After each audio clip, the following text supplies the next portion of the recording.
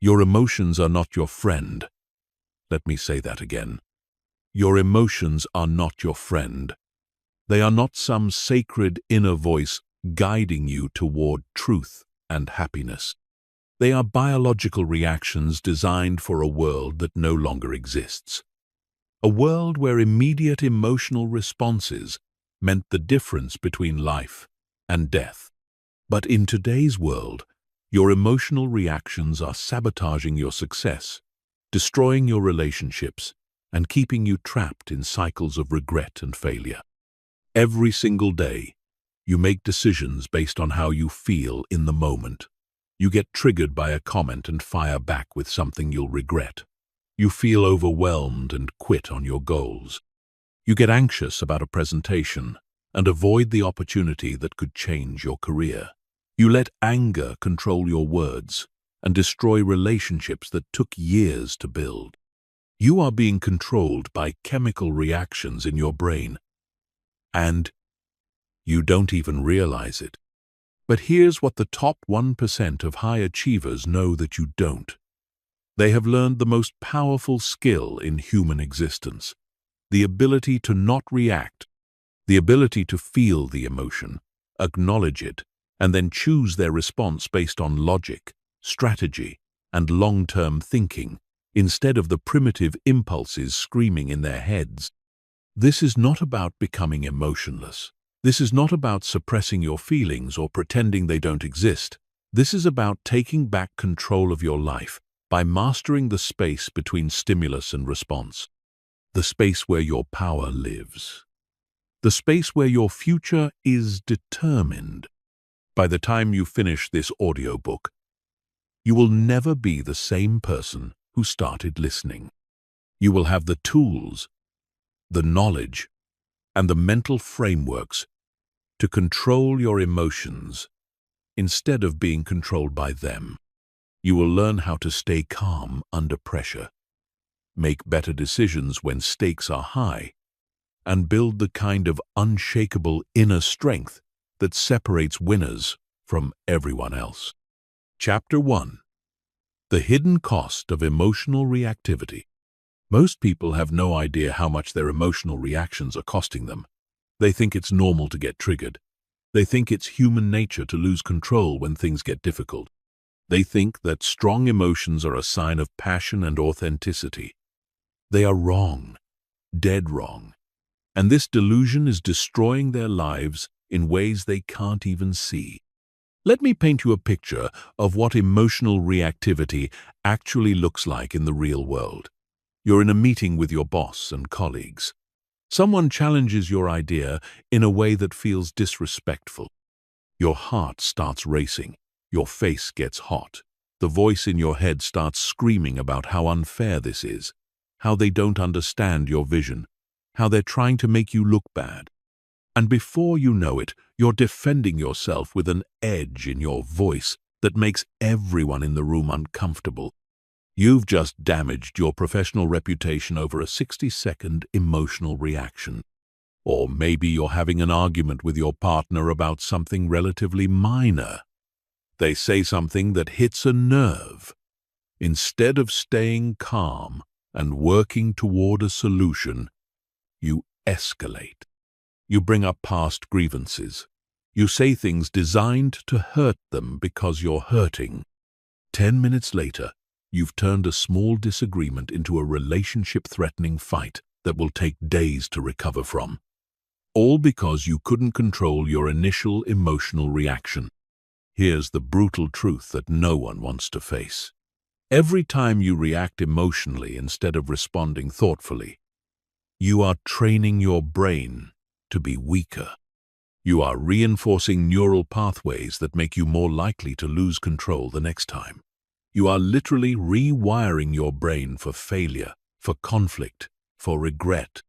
And the worst part is that you're doing it voluntarily. The science is clear on this. Every emotional reaction triggers the release of stress hormones like cortisol and adrenaline. These chemicals flood your system, cloud your judgment, and make it impossible to think clearly. But here's what most people don't realize. These hormones don't just disappear when the situation is over. They stay in your system for hours, sometimes days, affecting every decision you make, every interaction you have, every thought that crosses your mind. This means that one emotional reaction in the morning can sabotage your entire day. That argument with your spouse affects how you perform at work. That stressful email triggers a cascade of poor decisions that ripple through your entire week. You become trapped in a cycle of reactivity, where each emotional outburst makes the next one more likely. But the cost goes deeper than just your daily performance. Chronic emotional reactivity literally changes your brain structure.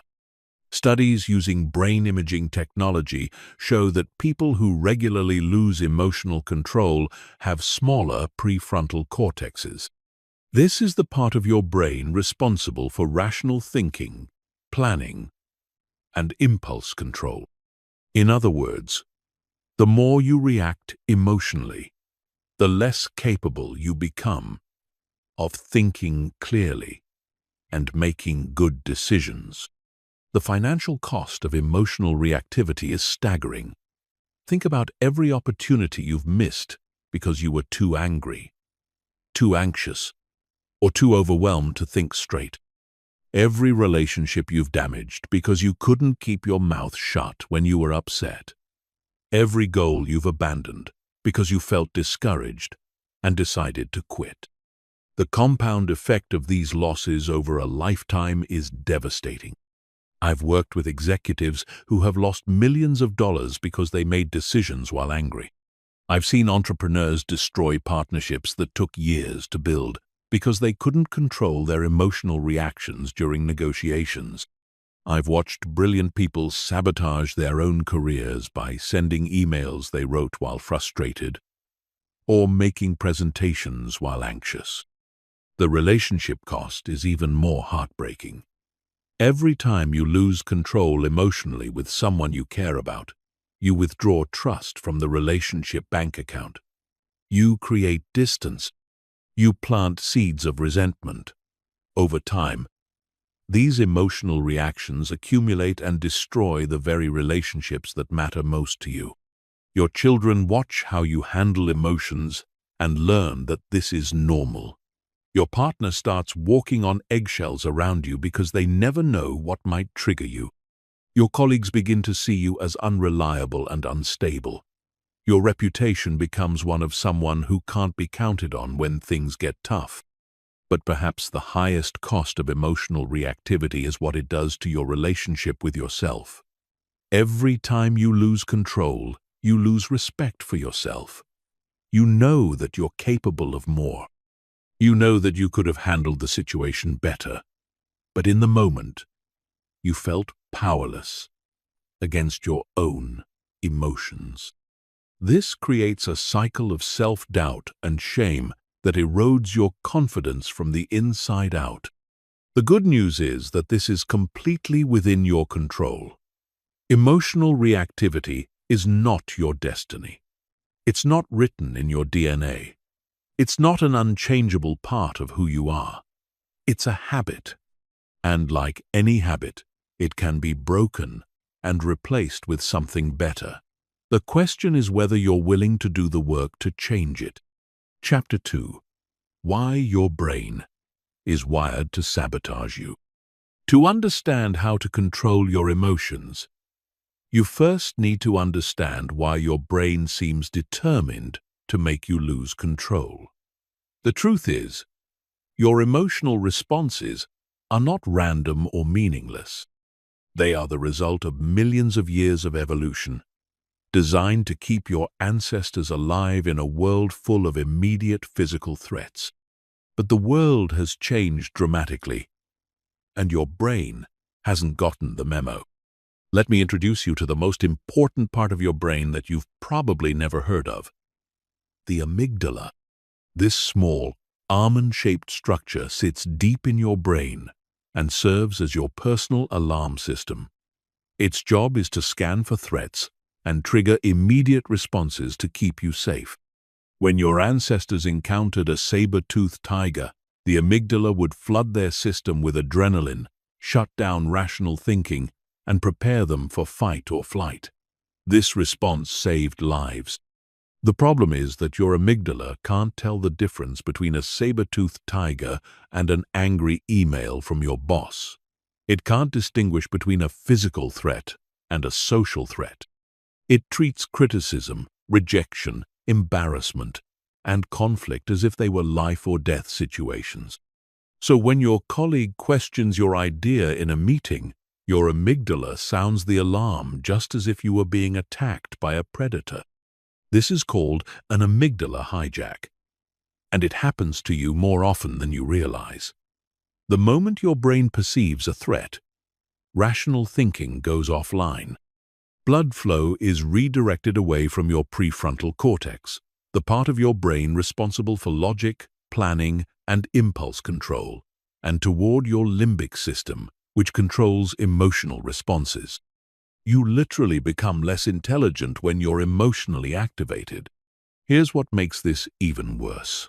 Your amygdala learns from experience, but it's terrible at learning the right lessons. Every time you have an emotional reaction to something, your amygdala files that information away as evidence that the situation was actually dangerous. This means that things that triggered you once become more likely to trigger you again. Your brain is constantly expanding the list of things it considers threats. This is why people who have been hurt in relationships become hypersensitive to any sign of rejection or abandonment. Their amygdala has learned that emotional pain is dangerous, so it starts sounding alarms at the slightest hint that it might happen again. This is why people who have been criticized at work become defensive about any feedback, even when it's constructive and well-intentioned. Your amygdala also has a negativity bias. It's much better at remembering threats than rewards, failures than successes, pain than pleasure. This made sense when survival was the primary concern, because forgetting about a threat could get you killed, while forgetting about a reward was just unfortunate. But in today's world, this negativity bias means your brain is constantly looking for problems, dangers, and reasons to be upset. Another crucial factor is that your amygdala processes information much faster than your rational mind. It can identify a threat and trigger an emotional response in as little as 12 milliseconds. Your prefrontal cortex, the rational part of your brain, takes at least 500 milliseconds to process the same information. This means you're reacting emotionally long before you have a chance to think rationally about what's actually happening. This is why you sometimes find yourself getting angry or anxious and then wondering why. Your emotional brain has already decided there's a threat and started preparing your body for action before your rational brain even knows what's going on. By the time you're consciously aware of feeling angry, your heart is already racing, your muscles are tense, and stress hormones are flooding your system. The modern world makes this problem even worse, because we're constantly exposed to low-level stressors that keep our amygdala on high alert. Social media notifications, news headlines designed to trigger fear and outrage, work emails that demand immediate responses, traffic jams, financial pressures, relationship conflicts. Your brain is bombarded with signals that something might be wrong, which keeps your emotional alarm system in a constant state of activation. This chronic state of alert has serious consequences for your ability to think clearly and make good decisions. When your amygdala is constantly activated, it becomes hypersensitive. Things that wouldn't normally bother you start to feel overwhelming. Your threshold for emotional reactions gets lower and lower until even minor inconveniences can trigger major emotional responses. Sleep deprivation makes this even worse. When you don't get enough quality sleep, your amygdala becomes 40% more reactive, to negative stimuli. This means you're literally more likely to lose emotional control when you're tired. Stress, poor nutrition, lack of exercise, and dehydration all have similar effects on your brain's ability to regulate emotions. But here's the part that will change everything for you. Understanding that your emotional reactions are automatic doesn't mean you're powerless against them. It means you can learn to work with your brain instead of against it. You can train your prefrontal cortex to override your amygdala. You can build new neural pathways that support emotional control instead of emotional reactivity. The key is recognizing that there is always a gap between the trigger and your response. It might be microseconds, but it exists. And in that gap lies your power. That's where you can choose to respond instead of react. That's where you can take back control of your life. Chapter 3. The 4 Levels of Emotional Mastery. Not all emotional control is created equal. Most people think that managing emotions is a simple on-off switch. Either you're in control or you're not. Either you're calm or you're reactive. This black and white thinking is exactly why most people never develop real emotional mastery. True emotional control exists on 4 distinct levels, and understanding these levels is crucial for developing the kind of unshakable inner strength that separates champions from everyone else. Level 1 is unconscious reactivity. This is where most people spend their entire lives. At this level, you are completely at the mercy of your emotions. You feel something, and you immediately act on it without any conscious choice in the matter. Someone says something that bothers you, and you fire back instantly. You feel anxious about a situation, and you avoid it without thinking. You get excited about an opportunity, and you make impulsive decisions that you later regret. People at level 1 don't even realize they have a choice in how they respond to their emotions. They believe that their feelings are facts, that their emotional reactions are justified, and that other people are responsible for how they feel.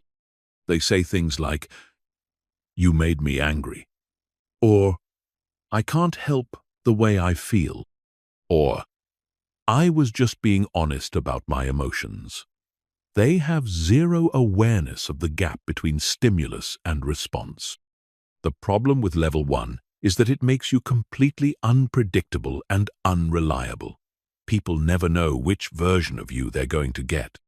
You might be calm and reasonable one day and explosive the next, depending on your mood, your stress level, and what's happening in your life. This unpredictability destroys trust in relationships and makes it impossible for others to count on you when things get difficult. Level 2 is conscious reactivity. This is where you become aware that you're having an emotional reaction, but you choose to act on it anyway. You know you're angry. You know you're about to say something you'll regret, but you do it anyway because it feels justified in the moment. You recognize that you're being controlled by your emotions, but you tell yourself that this situation is different, that this time your reaction is warranted. People at level 2 often justify their emotional reactions by focusing on the behavior of others. They say things like, "Yes, I lost my temper, but did you see what they did to me?" Or, "I know I shouldn't have sent that email, but they had it coming." They have awareness but no real control. They see the gap between stimulus and response, but choose not to use it. Level 2 is actually more frustrating than level 1 because you know better, but you still can't seem to stop yourself. You become trapped in a cycle of emotional reactions, followed by guilt and regret, followed by promises to do better next time, followed by more emotional reactions. This creates a pattern of self-disappointment that erodes your confidence and self-respect over time. Level 3 is conscious response. This is where real emotional mastery begins. At this level, you feel the emotion. You recognize it for what it is, and you consciously choose how to respond based on your values and your long-term goals rather than your immediate feelings. You might feel angry, but you choose to speak calmly. You might feel anxious, but you choose to take action anyway. You might feel disappointed, but you choose to focus on solutions rather than dwelling on problems. People at level 3 understand that emotions are information, not instructions. They recognize that feeling angry doesn't mean they have to act angry. They know that feeling anxious doesn't mean they're in actual danger. They have learned to create space between what they feel and how they respond, and they use that space to make choices that align with who they want to be, rather than how they happen to feel in the moment. This level requires significant practice and self-awareness. You have to become skilled at recognizing your emotional states as they arise, understanding what triggers them, and having a repertoire of alternative responses ready to deploy.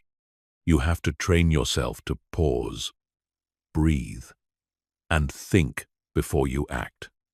This doesn't happen overnight, but it is absolutely achievable with consistent effort.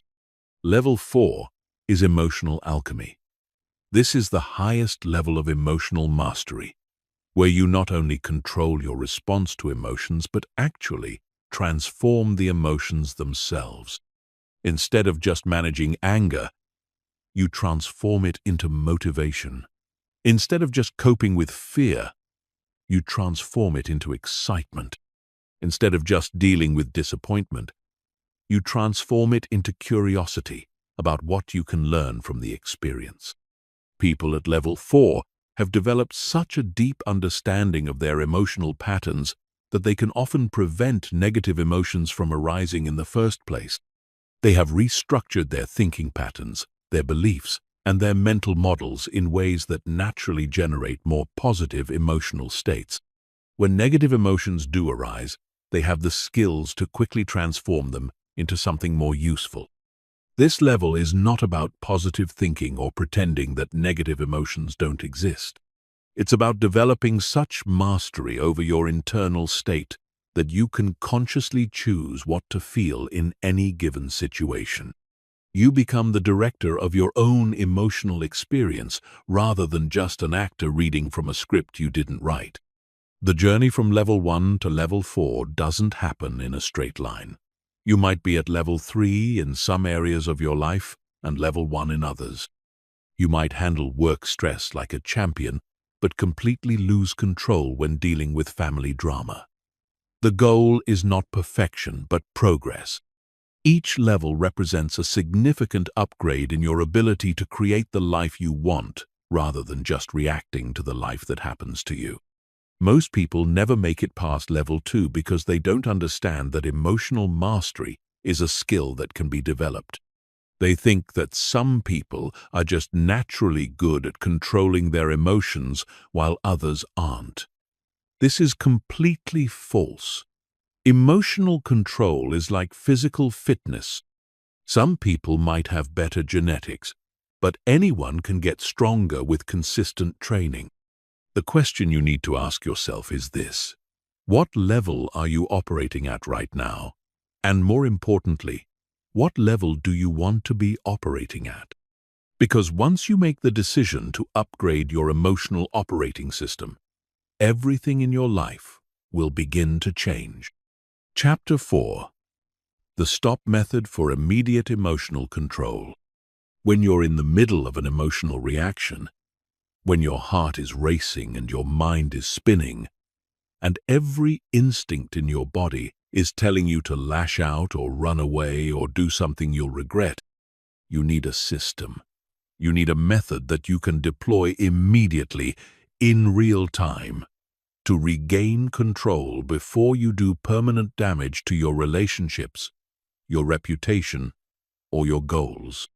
Most advice about emotional control is useless in these moments because it requires you to think clearly when thinking clearly is exactly what you can't do. When you're emotionally hijacked, Your prefrontal cortex is offline.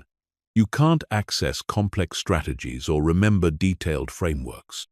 You need something simple, something automatic, something that works even when your rational mind has temporarily left the building. This is where the STOP method comes in. 4 letters that represent 4 actions you can take in sequence to interrupt an emotional reaction and regain control of yourself before you make decisions you'll regret. This method is based on decades of neuroscience research and has been tested in the most high-pressure situations imaginable, from emergency rooms to battlefields to boardrooms. S stands for stop. The moment you notice that you're having an emotional reaction, you must physically stop whatever you're doing. If you're typing an angry email, take your hands off the keyboard. If you're in the middle of an argument, close your mouth. If you're about to make an impulsive decision, step away from the situation.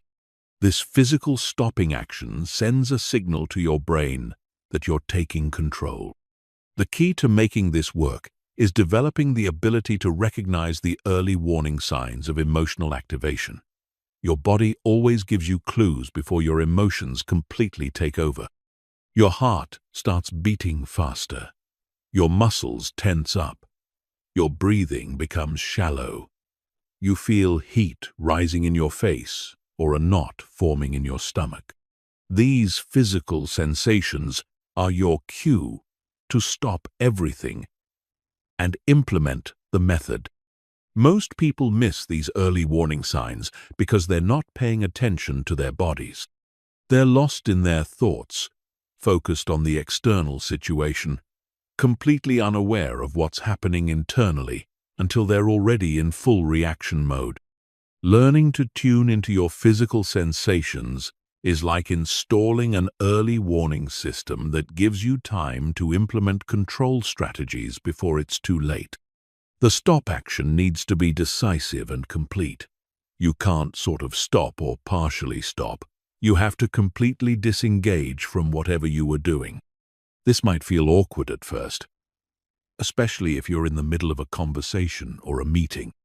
But the temporary awkwardness of stopping is nothing compared to the lasting damage of saying or doing something you'll regret. T stands for take a breath. Not just any breath, but a specific type of breathing that activates your parasympathetic nervous system and begins to calm your emotional reaction. You're going to breathe in slowly through your nose for a count of 4. Hold your breath for a count of 4. Then breathe out slowly through your mouth for a count of 6. This is called box breathing, and it's used by Navy SEALs, emergency responders, and elite athletes to maintain calm under extreme pressure. The reason this breathing pattern works is that it stimulates your vagus nerve, which is like a reset button for your nervous system. When you're emotionally activated, your sympathetic nervous system is in control, flooding your body with stress hormones and preparing you for fight or flight. The extended exhale activates your parasympathetic nervous system, which is responsible for rest and recovery. This begins to counteract the stress response and helps restore rational thinking. You need to repeat this breathing pattern at least 3 times, but continue for as long as necessary to feel your heart rate beginning to slow down. Don't rush this step. The goal is not just to calm down enough to function, but to calm down enough to think clearly and make good decisions. This might take 30 seconds, or it might take 5 minutes. Give yourself whatever time you need. O stands for observe. Now that you've stopped the action and begun to regulate your nervous system, you need to objectively observe what's actually happening, both internally and externally. What emotion are you feeling? What thoughts are running through your mind? What physical sensations are you experiencing? What is actually happening in the external situation, as opposed to what you're interpreting or assuming is happening? This observation step is crucial because emotional reactions are often based on interpretations rather than facts. Someone doesn't return your text message, and you interpret that as rejection or disrespect, when they might just be busy. A colleague challenges your idea, and you interpret that as a personal attack, when they might just be trying to make the project better. Your partner seems distant, and you interpret that as evidence they don't love you anymore, when they might just be stressed about work. During the observe step, you want to separate facts from interpretations. What did the person actually say or do? What evidence do you have for the story you're telling yourself about their motivations or intentions? What other explanations might exist for their behavior? This process of objective observation helps you see the situation more clearly and often reveals that your emotional reaction was based on assumptions rather than reality. You also want to observe your own internal state with curiosity rather than judgment. Don't beat yourself up for having an emotional reaction. Don't tell yourself you shouldn't feel the way you feel. Just notice what's happening with the same objective interest you might have in watching a nature documentary. This emotional is arising. This thought pattern is active. This physical sensation is present. Information, not evaluation. P stands for proceed. Now that you've stopped the reactive behavior, regulated your nervous system, and objectively observed the situation, you can proceed with a conscious response rather than an unconscious reaction. But this doesn't mean jumping right back into action. The proceed step involves making a conscious choice about how you want to respond based on your values, your goals, and your long-term interests, rather than your immediate emotional impulses. Ask yourself what response would be most aligned with the person you want to be and the outcome you want to create. If your goal is to maintain a good relationship with this person, what response would serve that goal? If your goal is to solve a problem, what response would be most effective? If your goal is to maintain your reputation and integrity, what response would support that goal? Sometimes the best choice in the proceed step is to not respond at all, at least not immediately. You might decide that you need more information before you can respond effectively. You might realize that you're still too emotionally activated to respond in a way that aligns with your values. You might determine that the situation doesn't actually require a response from you at all. Other times, the proceed step might involve having a conversation, but approaching it differently than you would have if you had reacted immediately. Instead of defending yourself, you might ask questions to better understand the other person's perspective. Instead of making accusations, you might express how you interpreted their words or actions and ask for clarification. The stop method becomes more powerful the more you practice it. At first, you might only remember to use it after you've already reacted emotionally. That's normal and still valuable because it helps you develop awareness of your patterns. Gradually, you'll start to catch yourself earlier in the process, maybe after you've started to react but before you've done serious damage. Eventually, you'll be able to implement the method as soon as you notice the early warning signs of emotional activation. The goal is not to never have emotional reactions. The goal is to never let those reactions control your behavior in ways that work against your best interests. The stop method gives you the tools to create space between stimulus and response. And in that space lies your power to create the life you want rather than just reacting to the life that happens to you. Chapter 5. Advanced Techniques for Emotional Regulation. Once you've mastered the stop method and can reliably catch yourself before emotional reactions spiral out of control, you're ready for the advanced techniques that separate true masters of emotional regulation from people who just have basic impulse control.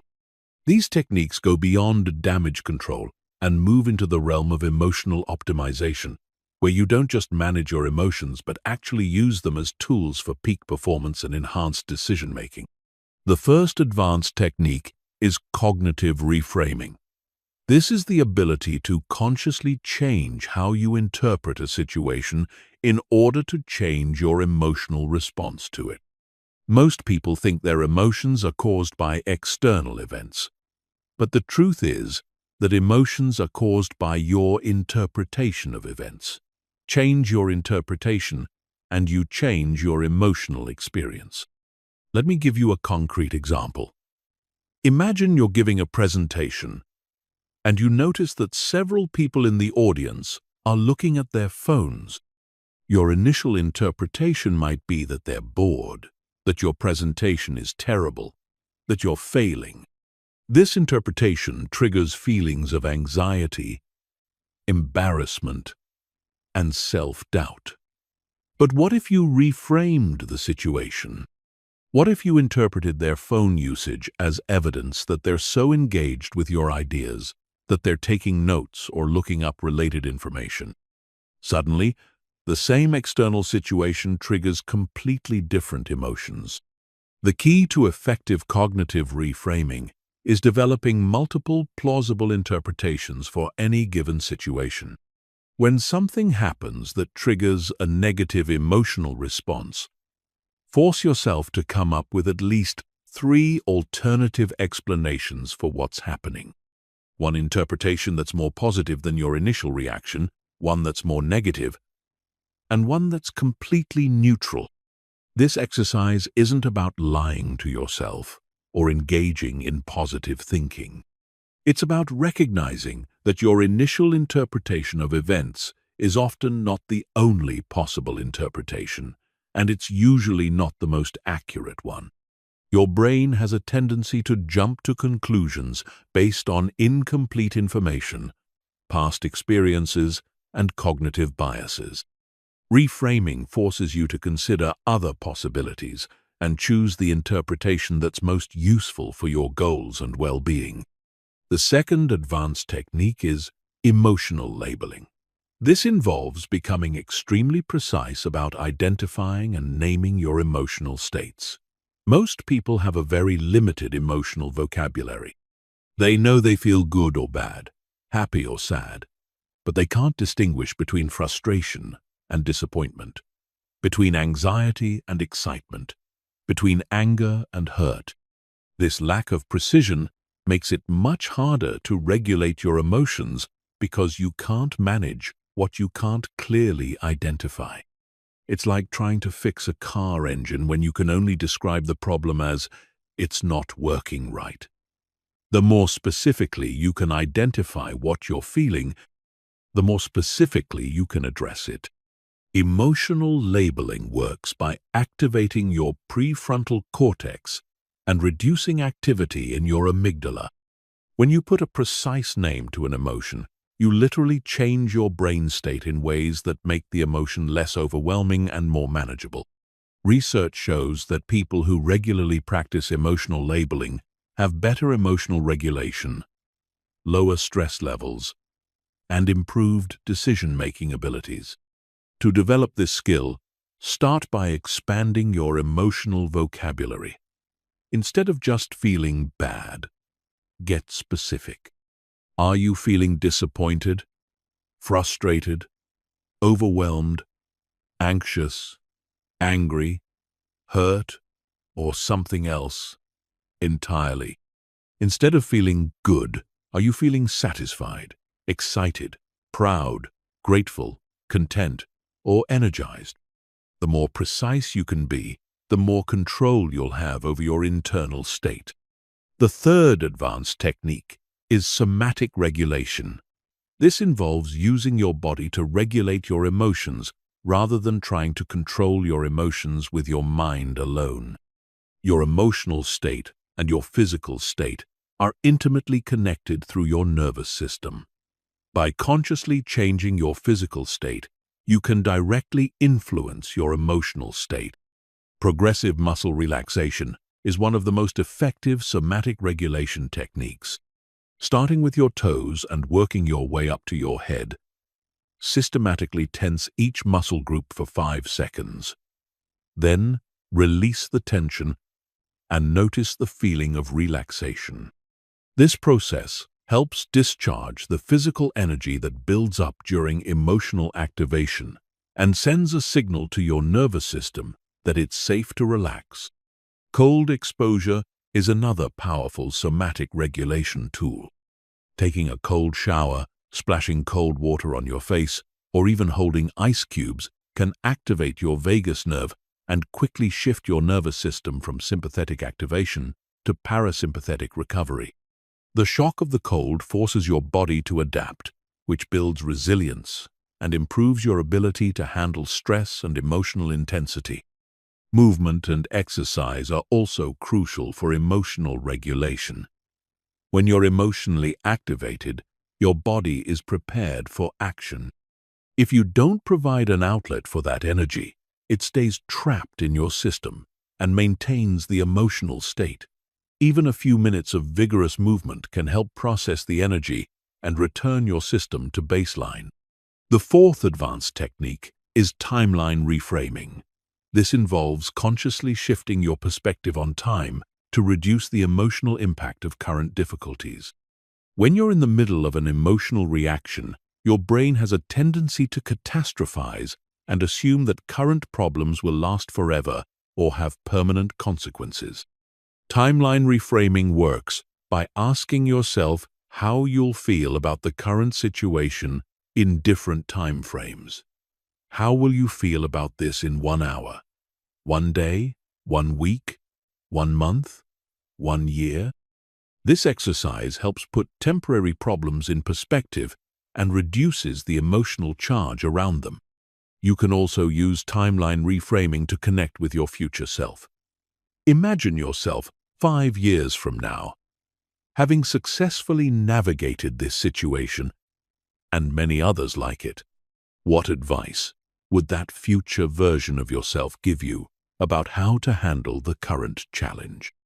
This perspective often reveals that the situation is less serious than it initially appeared and suggests more effective responses than emotional reactivity. The fifth advanced technique is energy management. This recognizes that your capacity for emotional regulation is not unlimited. You have a finite amount of mental energy each day, and emotional regulation requires a significant portion of that energy. If you're constantly having to regulate intense emotions, you'll eventually experience decision fatigue and lose the ability to maintain control. Energy management involves being strategic about when and where you expend your emotional regulation resources. This might mean avoiding certain people or situations when you're already stressed or tired. It might mean scheduling difficult conversations for times when you're most mentally fresh. It might mean building recovery time into your day to restore your emotional regulation capacity. Sleep, nutrition, exercise, and stress management all play crucial roles in maintaining your emotional regulation energy. When you're sleep-deprived, hungry, sedentary, or chronically stressed, your capacity for emotional control is dramatically reduced. Taking care of your physical health is not separate from emotional mastery. It's an essential component of it. These advanced techniques require practice and patience to master. Don't try to implement all of them at once. Choose 1 or 2 that resonate most with you, and focus on developing competency with those before adding others to your toolkit. Remember, the goal is not to never feel difficult emotions, but to respond to those emotions in ways that align with your values and support your long-term goals.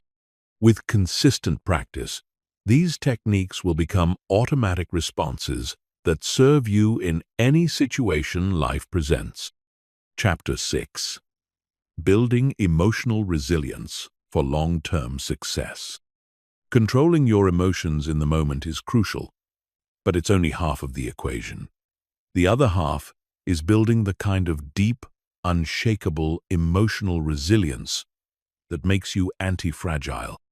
Not just strong enough to survive emotional challenges, but actually stronger because of them. This is what separates people who occasionally manage their emotions from people who have transformed their entire relationship with difficulty, stress, and adversity. Most people approach emotional resilience completely backwards. They wait until they're in crisis to try to develop coping skills. They wait until they're overwhelmed to try to build stress management techniques. They wait until they're burned out to try to create better boundaries. This is like waiting until you're drowning to learn how to swim. By the time you need the skills, it's too late to develop them effectively. True emotional resilience is built during calm periods, not during storms. It's developed through consistent daily practices that strengthen your emotional immune system so that when challenges arise, you're already prepared to handle them with grace and effectiveness.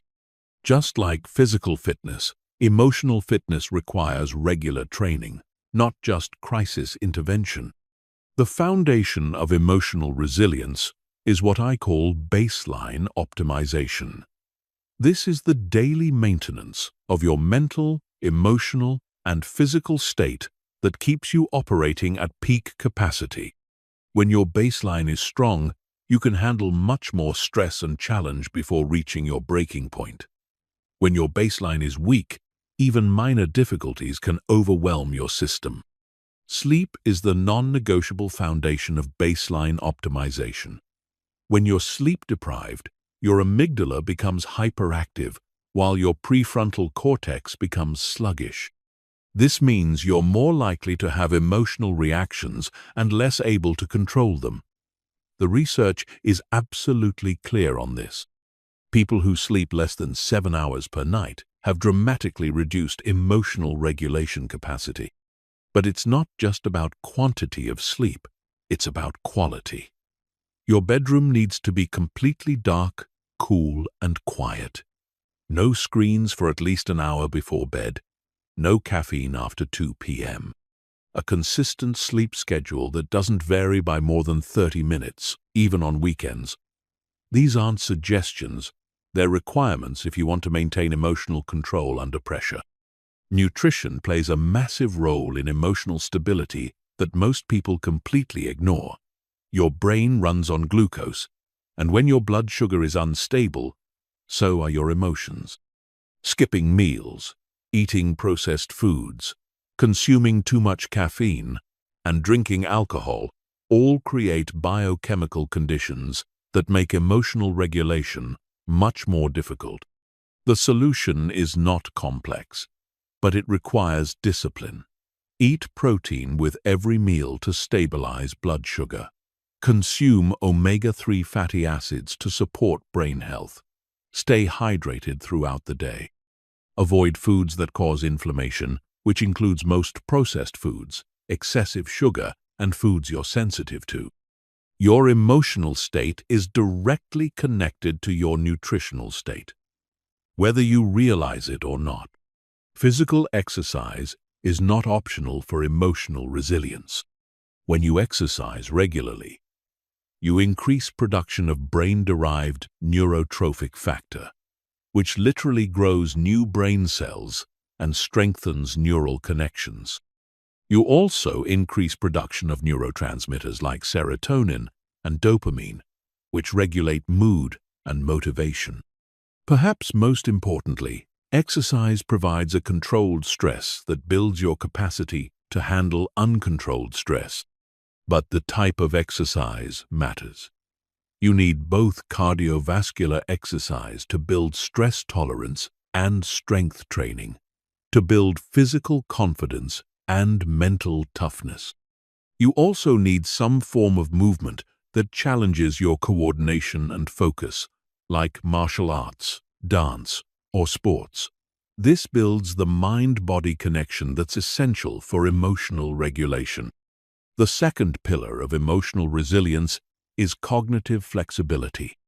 This is your ability to see situations from multiple perspectives, generate creative solutions to problems, and adapt your thinking when circumstances change.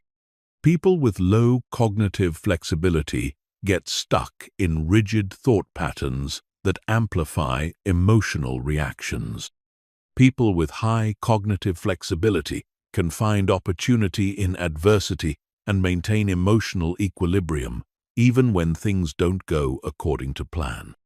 One of the most powerful ways to build cognitive flexibility is through regular exposure to different perspectives and ideas. Read books by authors who disagree with your worldview.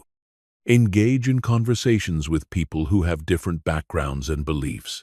Travel to places that challenge your assumptions about how life works. The goal is not to abandon your values, but to expand your mental models and increase your ability to see situations from multiple angles. Another crucial component of cognitive flexibility is developing comfort with uncertainty and ambiguity.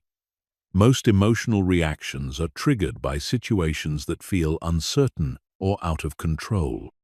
If you can learn to be comfortable with not knowing exactly how things will turn out, you'll be much less likely to have emotional reactions when life doesn't go according to plan. Practice making decisions with incomplete information. Set goals without knowing exactly how you'll achieve them. Engage in activities that have uncertain outcomes. The more comfortable you become with uncertainty, the more emotionally stable you'll be when facing unknown challenges. The third pillar of emotional resilience is meaning-making. People who have a clear sense of purpose and meaning in their lives are much more resilient in the face of adversity. When you know why you're doing something, when you can connect your current struggles to a larger purpose, it becomes much easier to maintain emotional control when things get difficult. This doesn't require having a grand mission to save the world. It can be as simple as being a good parent, building a successful business, or making a positive contribution to your community.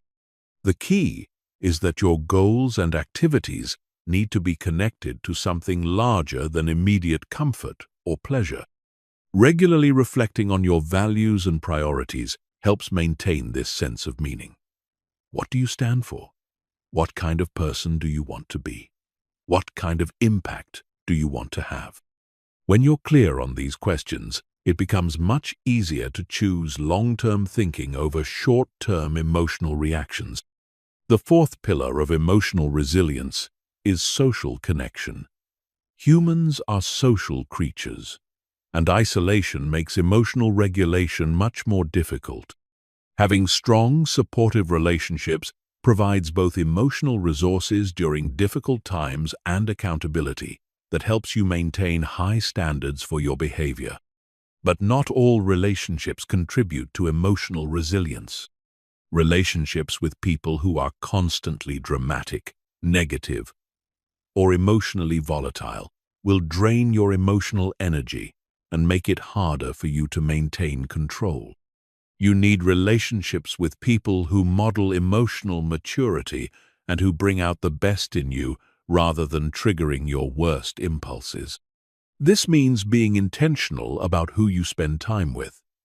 Minimize contact with people who consistently create chaos and drama in their lives. Invest more time and energy in relationships with people who are growing, learning, and working to become better versions of themselves. Your emotional state is heavily influenced by the emotional states of the people around you. The fifth pillar of emotional resilience is what I call strategic stress exposure. Just like your muscles need progressive overload to grow stronger, your emotional regulation system needs controlled challenges to develop greater capacity. If you only practice emotional control during easy times, you won't have the strength to maintain it during difficult times. This means intentionally putting yourself in situations that are slightly outside your comfort zone on a regular basis. Take on projects that are challenging but achievable. Have difficult conversations that you've been avoiding. Set goals that require you to grow beyond your current capabilities. The key is to choose your challenges rather than letting life choose them for you. Cold exposure, public speaking, martial arts training, endurance sports, and meditation retreats are all excellent forms of strategic stress exposure. They put you in controlled situations where you have to manage discomfort, uncertainty, and challenge while maintaining composure and focus. The final pillar of emotional resilience is recovery and restoration. Your emotional regulation system, like any high-performance system, needs regular maintenance and recovery. If you're constantly pushing without taking time to restore your energy, you'll eventually burn out and lose the ability to maintain emotional control. This means building regular recovery practices into your daily and weekly routine. Daily meditation or mindfulness practice. Weekly time in nature without technology. Monthly periods of complete disconnection from work and social media. Annual retreats or vacations that allow for deep rest and reflection. Recovery is not a luxury or a reward for hard work. It's a requirement for sustained high performance. Without adequate recovery, your emotional regulation capacity will gradually decline, and you'll find yourself becoming more reactive, more irritable, and less able to handle the normal challenges of life. Building emotional resilience is a long-term project that requires patience and consistency. You can't develop it overnight, but you also can't afford to wait until you need it to start building it. The time to strengthen your emotional foundation is now, while you're relatively calm and stable. Because when the storms of life hit, and they will hit, you want to be the person who remains unshakable while others are falling apart around you. Chapter 7. The Neuroscience of Emotional Transformation. Everything I've taught you so far becomes infinitely more powerful when you understand what's actually happening in your brain when you practice emotional control. This isn't just feel-good psychology or ancient wisdom, though both have their place. This is hard science. Measurable, repeatable, documented changes in brain structure and function that occur when you consistently practice the techniques of emotional mastery. Understanding the neuroscience behind emotional transformation serves two crucial purposes. First, it gives you confidence that the work you're doing is actually creating real, lasting change, not just temporary improvements. Second, it helps you optimize your practice by understanding which specific actions create the most significant neurological changes. Let's start with neuroplasticity, which is your brain's ability to reorganize itself by forming new neural connections throughout your life. For most of human history, scientists believed that adult brains were fixed and unchangeable. If you had certain emotional patterns or tendencies, you were stuck with them for life. We now know this is completely false. Your brain is constantly rewiring itself based on your thoughts, emotions, and behaviors. Every time you choose a thoughtful response over an emotional reaction, you strengthen the neural pathways associated with self-control and weaken the pathways associated with reactivity. Every time you practice the stop method, you're literally building new brain circuitry that makes emotional control easier and more automatic. The key insight is that your brain doesn't distinguish between what you're thinking about and what you're actually experiencing. When you mentally rehearse staying calm under pressure, your brain creates the same neural connections as if you had actually stayed calm under pressure. This means you can accelerate your emotional development by regularly visualizing yourself handling challenging situations with grace and composure. The most dramatic neuroplastic changes occur in the prefrontal cortex, which is your brain's executive center. This region is responsible for planning, decision-making, impulse control, and emotional regulation. People who regularly practice emotional control techniques show increased gray matter density in this area, meaning they literally have more brain tissue dedicated to rational thinking and self-control. Meanwhile, the amygdala, your brain's alarm system, actually shrinks in people who practice emotional regulation. This doesn't mean you become emotionless. It means your threat detection system becomes more accurate and less likely to trigger false alarms. You develop the ability to distinguish between real threats that require immediate action and perceived threats that can be handled through thoughtful response. The anterior cingulate cortex is another crucial region that changes with emotional training. This area is responsible for attention regulation and conflict monitoring. It helps you notice when you're having an emotional reaction and redirects your attention toward more constructive responses. People with stronger anterior cingulate cortexes are better at catching themselves before emotional reactions spiral out of control. The insula, which processes bodily sensations and connects them to emotional experiences, also becomes more developed in people who practice emotional awareness. This enhanced body awareness is what allows you to notice the early warning signs of emotional activation before they become full-blown reactions.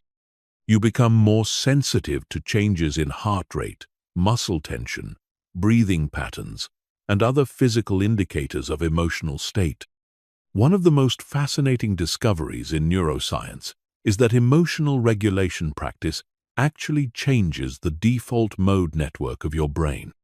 This is the network of brain regions that's active when you're not focused on a specific task, often called the monkey mind, because it tends to jump from thought to thought without direction. In people who don't practice emotional control, the default mode network tends to generate repetitive, often negative thought patterns. Worry, rumination, self-criticism, and anxiety become the brain's default state. But in people who regularly practice emotional regulation techniques, the default mode network becomes quieter and more peaceful. Their baseline state becomes calm and centered, rather than agitated and reactive. The neurotransmitter systems in your brain also undergo significant changes with emotional training. Serotonin, which regulates mood and social behavior, increases with regular practice of emotional control techniques. Dopamine, which governs motivation and reward, becomes more stable and less dependent on external validation. GABA, your brain's primary inhibitory neurotransmitter, increases, which helps reduce anxiety and promote feelings of calm. Perhaps most importantly, the stress hormone cortisol becomes much better regulated in people who practice emotional control. Chronic elevated cortisol destroys brain cells, impairs memory, weakens the immune system, and creates a cascade of health problems. People who master their emotional responses show lower baseline cortisol levels and faster cortisol recovery after stressful events. Mirror neurons add another fascinating dimension to emotional neuroscience. These are brain cells that fire both when you perform an action and when you observe someone else performing the same action. This means that spending time with people who have good emotional control literally trains your brain to have better emotional control. Conversely, spending time with emotionally reactive people trains your brain to be more reactive. This is why the social environment you choose has such a profound impact on your emotional development. You're not just influenced by other people's behavior. Your brain is actually mimicking their neural patterns through mirror neuron activity. Choose your social environment carefully because it's shaping your brain whether you realize it or not. The research on meditation and mindfulness provides some of the clearest evidence of how emotional practices change brain structure. Studies using brain imaging technology show that just 8 weeks of regular meditation practice creates measurable changes in brain structure. The hippocampus, associated with learning and memory, increases in size. The amygdala decreases in reactivity. The prefrontal cortex becomes more active and better connected to other brain regions. But you don't need to become a meditation master to benefit from these neuroplastic changes. Any consistent practice that involves observing your thoughts and emotions without immediately reacting to them will create similar brain changes. The key factors are consistency, attention, and non-reactive awareness. Breathing exercises create particularly rapid neurological changes because the vagus nerve, which connects your brain to your body's relaxation response, can be directly influenced through conscious breathing patterns. The box breathing technique I taught you earlier literally activates your parasympathetic nervous system within seconds, creating immediate neurological changes that promote calm and clear thinking. Progressive muscle relaxation works by strengthening the connection between your prefrontal cortex and your motor cortex. When you consciously tense and release muscle groups, you're practicing voluntary control over your body's stress response system. This builds neural pathways that make it easier to consciously relax when you're emotionally activated. The cognitive reframing techniques I discussed earlier work by strengthening connections between your prefrontal cortex and your limbic system. Every time you consciously choose a different interpretation of events, you're building neural highways that make optimistic, solution-focused thinking more automatic and pessimistic, problem-focused thinking less automatic. Understanding these neurological mechanisms can help you stay motivated during difficult periods of your emotional development. When you're struggling to control your reactions, when old patterns seem to be reasserting themselves, when progress feels slow or non-existent, remember that your brain is literally rewiring itself at the cellular level. Changes that feel invisible from the inside are creating measurable transformations in your neural architecture. The timeline for neuroplastic changes varies depending on the specific technique and the consistency of practice, but most people begin to notice differences in their emotional reactivity within 2 to 4 weeks of regular practice. Significant structural changes in brain gray matter typically occur within 8 to 12 weeks.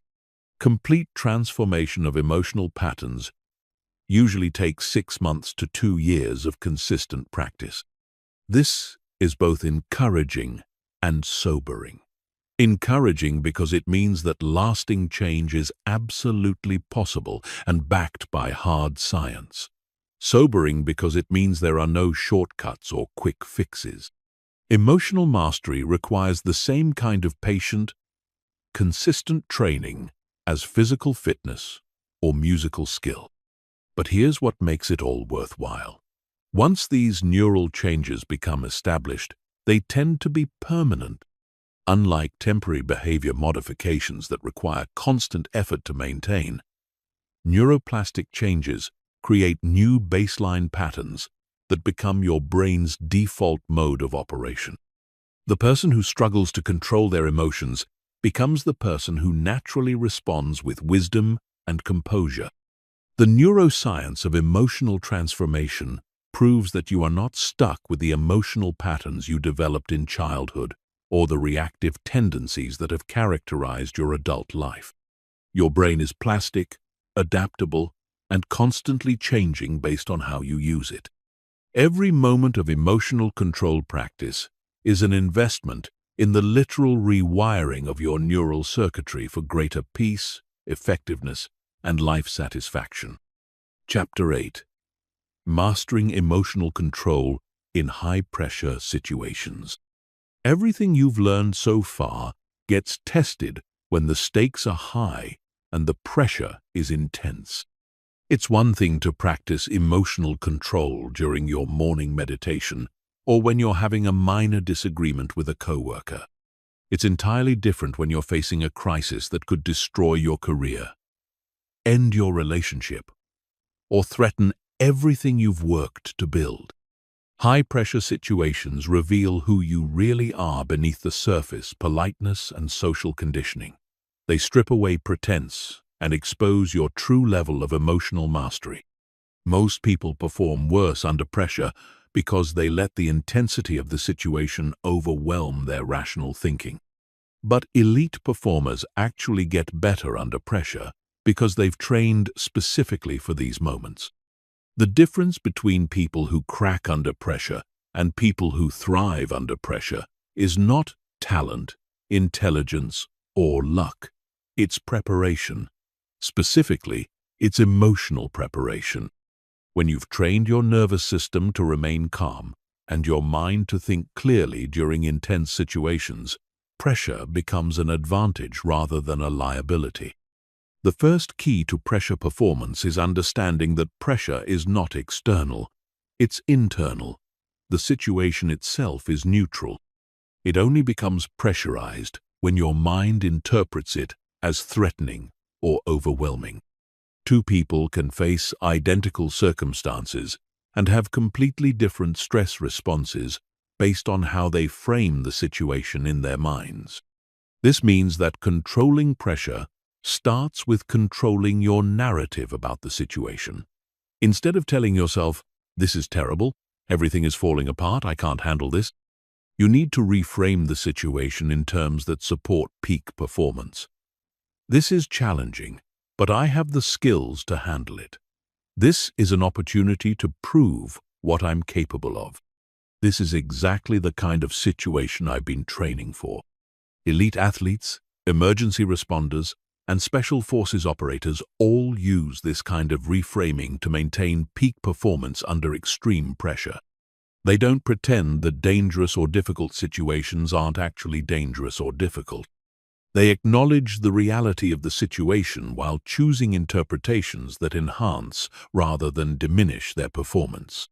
The second key to pressure performance is physiological preparation. Your body's stress response system needs to be trained to handle intense activation without becoming overwhelmed. This is where the concept of stress inoculation becomes crucial.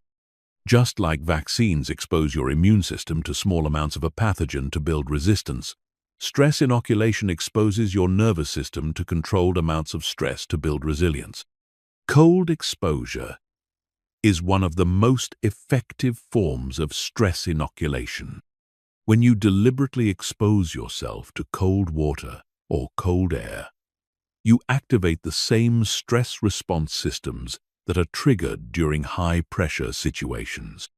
But because you're choosing the exposure voluntarily, you can practice maintaining calm and clear thinking while your body is in a state of physiological stress. The key is not just to endure the cold, but to practice specific emotional control techniques while exposed to it. Breathe slowly and deeply. Relax your muscles. Maintain positive self-talk. Keep your mind focused on the present moment rather than anticipating how much longer the exposure will last. These are exactly the same skills you need during high-pressure situations. High-intensity exercise serves a similar function. When you push yourself to your physical limits during workouts, you're training your ability to maintain mental discipline while your body is under extreme stress. The discomfort you feel during intense exercise is similar to the discomfort you feel during high-pressure situations. Learning to stay mentally tough during physical challenges translates directly to staying mentally tough during emotional challenges. The third key to pressure performance is attention management. Under pressure, your mind tends to scatter in multiple directions simultaneously. You start thinking about all the things that could go wrong, all the people who are watching, all the consequences of failure. This divided attention makes it impossible to perform at your best because peak performance requires complete focus on the task at hand. The solution is to develop what I call laser focus. This is the ability to concentrate all of your mental energy on the specific actions you need to take right now, in this moment, to handle the situation effectively. Everything else becomes irrelevant background noise that you acknowledge but don't engage with. Developing laser focus requires practice during low-pressure situations. Set a timer for 10 minutes and choose a single task to focus on completely. Every time your mind wanders to something else, gently bring your attention back to the task. Start with simple tasks like reading a book or doing basic math problems. Then gradually increase the complexity and add distractions. During high-pressure situations, use the same technique. Identify the most important action you need to take right now and focus completely on that action. Don't think about the next 10 steps. Just focus on the immediate next step.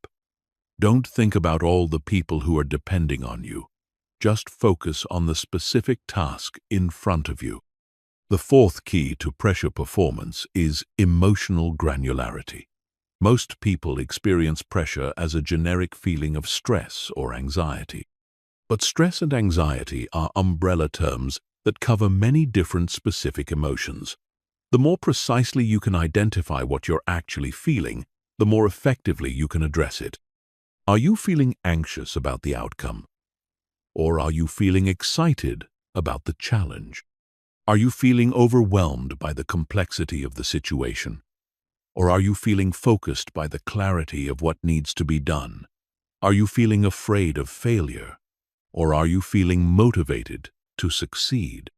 The physiological sensations might be similar, but the meanings and the appropriate responses are very different. Practice emotional labeling during calm periods so that you can access this skill during intense periods. Keep an emotion journal where you identify specific emotions you experience throughout the day. Learn the difference between frustration and disappointment, between anxiety and excitement, between anger and hurt. The more nuanced your emotional vocabulary becomes, the more precisely you can regulate your emotional state. The fifth key to pressure performance is process focus versus outcome focus. Under pressure, most people become obsessed with results. They think constantly about whether they're going to succeed or fail, what other people will think, what the consequences will be. This outcome focus creates additional pressure and divides attention away from the actions that actually determine the outcome. Elite performers focus on process rather than outcomes. They concentrate on executing the specific skills and strategies they've trained, trusting that good processes will lead to good outcomes. A surgeon focuses on making precise incisions, not on whether the patient will survive.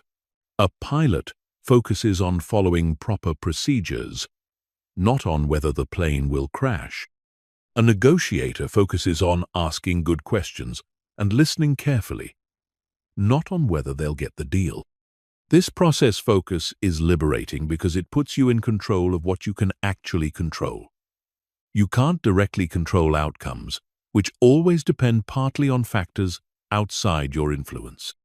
But you can control your effort, your attention, your technique, and your attitude. When you focus on these controllable factors, pressure decreases and performance improves. The sixth key to pressure performance is contingency planning. One of the reasons high-pressure situations feel so overwhelming is that they often involve unexpected developments that we haven't prepared for. When you don't know how you'll respond if things go wrong, the uncertainty itself becomes a source of additional pressure.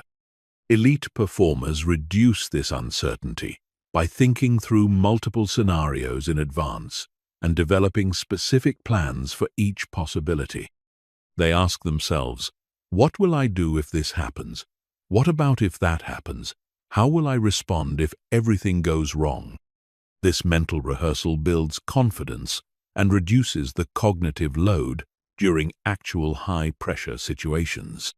But contingency planning has to be balanced with present-moment focus. You want to have plans ready for different scenarios, but once you're in the situation, You need to focus on executing your current plan rather than constantly second-guessing and revising. The time for planning is before the pressure situation, not during it. The final key to pressure performance is recovery and reflection. High-pressure situations take a significant toll on your mental and emotional resources, even when you handle them well. If you don't deliberately recover and process the experience, you'll gradually become more vulnerable to pressure rather than more resilient. After any high-pressure situation, take time to deliberately decompress. Use breathing exercises, physical movement, or relaxation techniques to help your nervous system return to baseline. Avoid making major decisions or engaging in additional stressful activities until you've had time to recover. Then, once you've recovered, reflect on the experience with curiosity rather than judgment. What worked well? What could you improve? What did you learn about yourself and your capabilities? How can you apply these lessons to future high-pressure situations? This reflection process helps consolidate the learning and builds confidence for handling similar situations in the future. Remember, pressure is a privilege. It means you're in situations that matter, facing challenges that are worthy of your best effort. Most people spend their lives avoiding pressure and therefore never discover what they're truly capable of. When you learn to thrive under pressure, you gain access to opportunities and achievements that are impossible for people who crumble when the stakes are high. Chapter 9. Transforming negative emotions into fuel for success.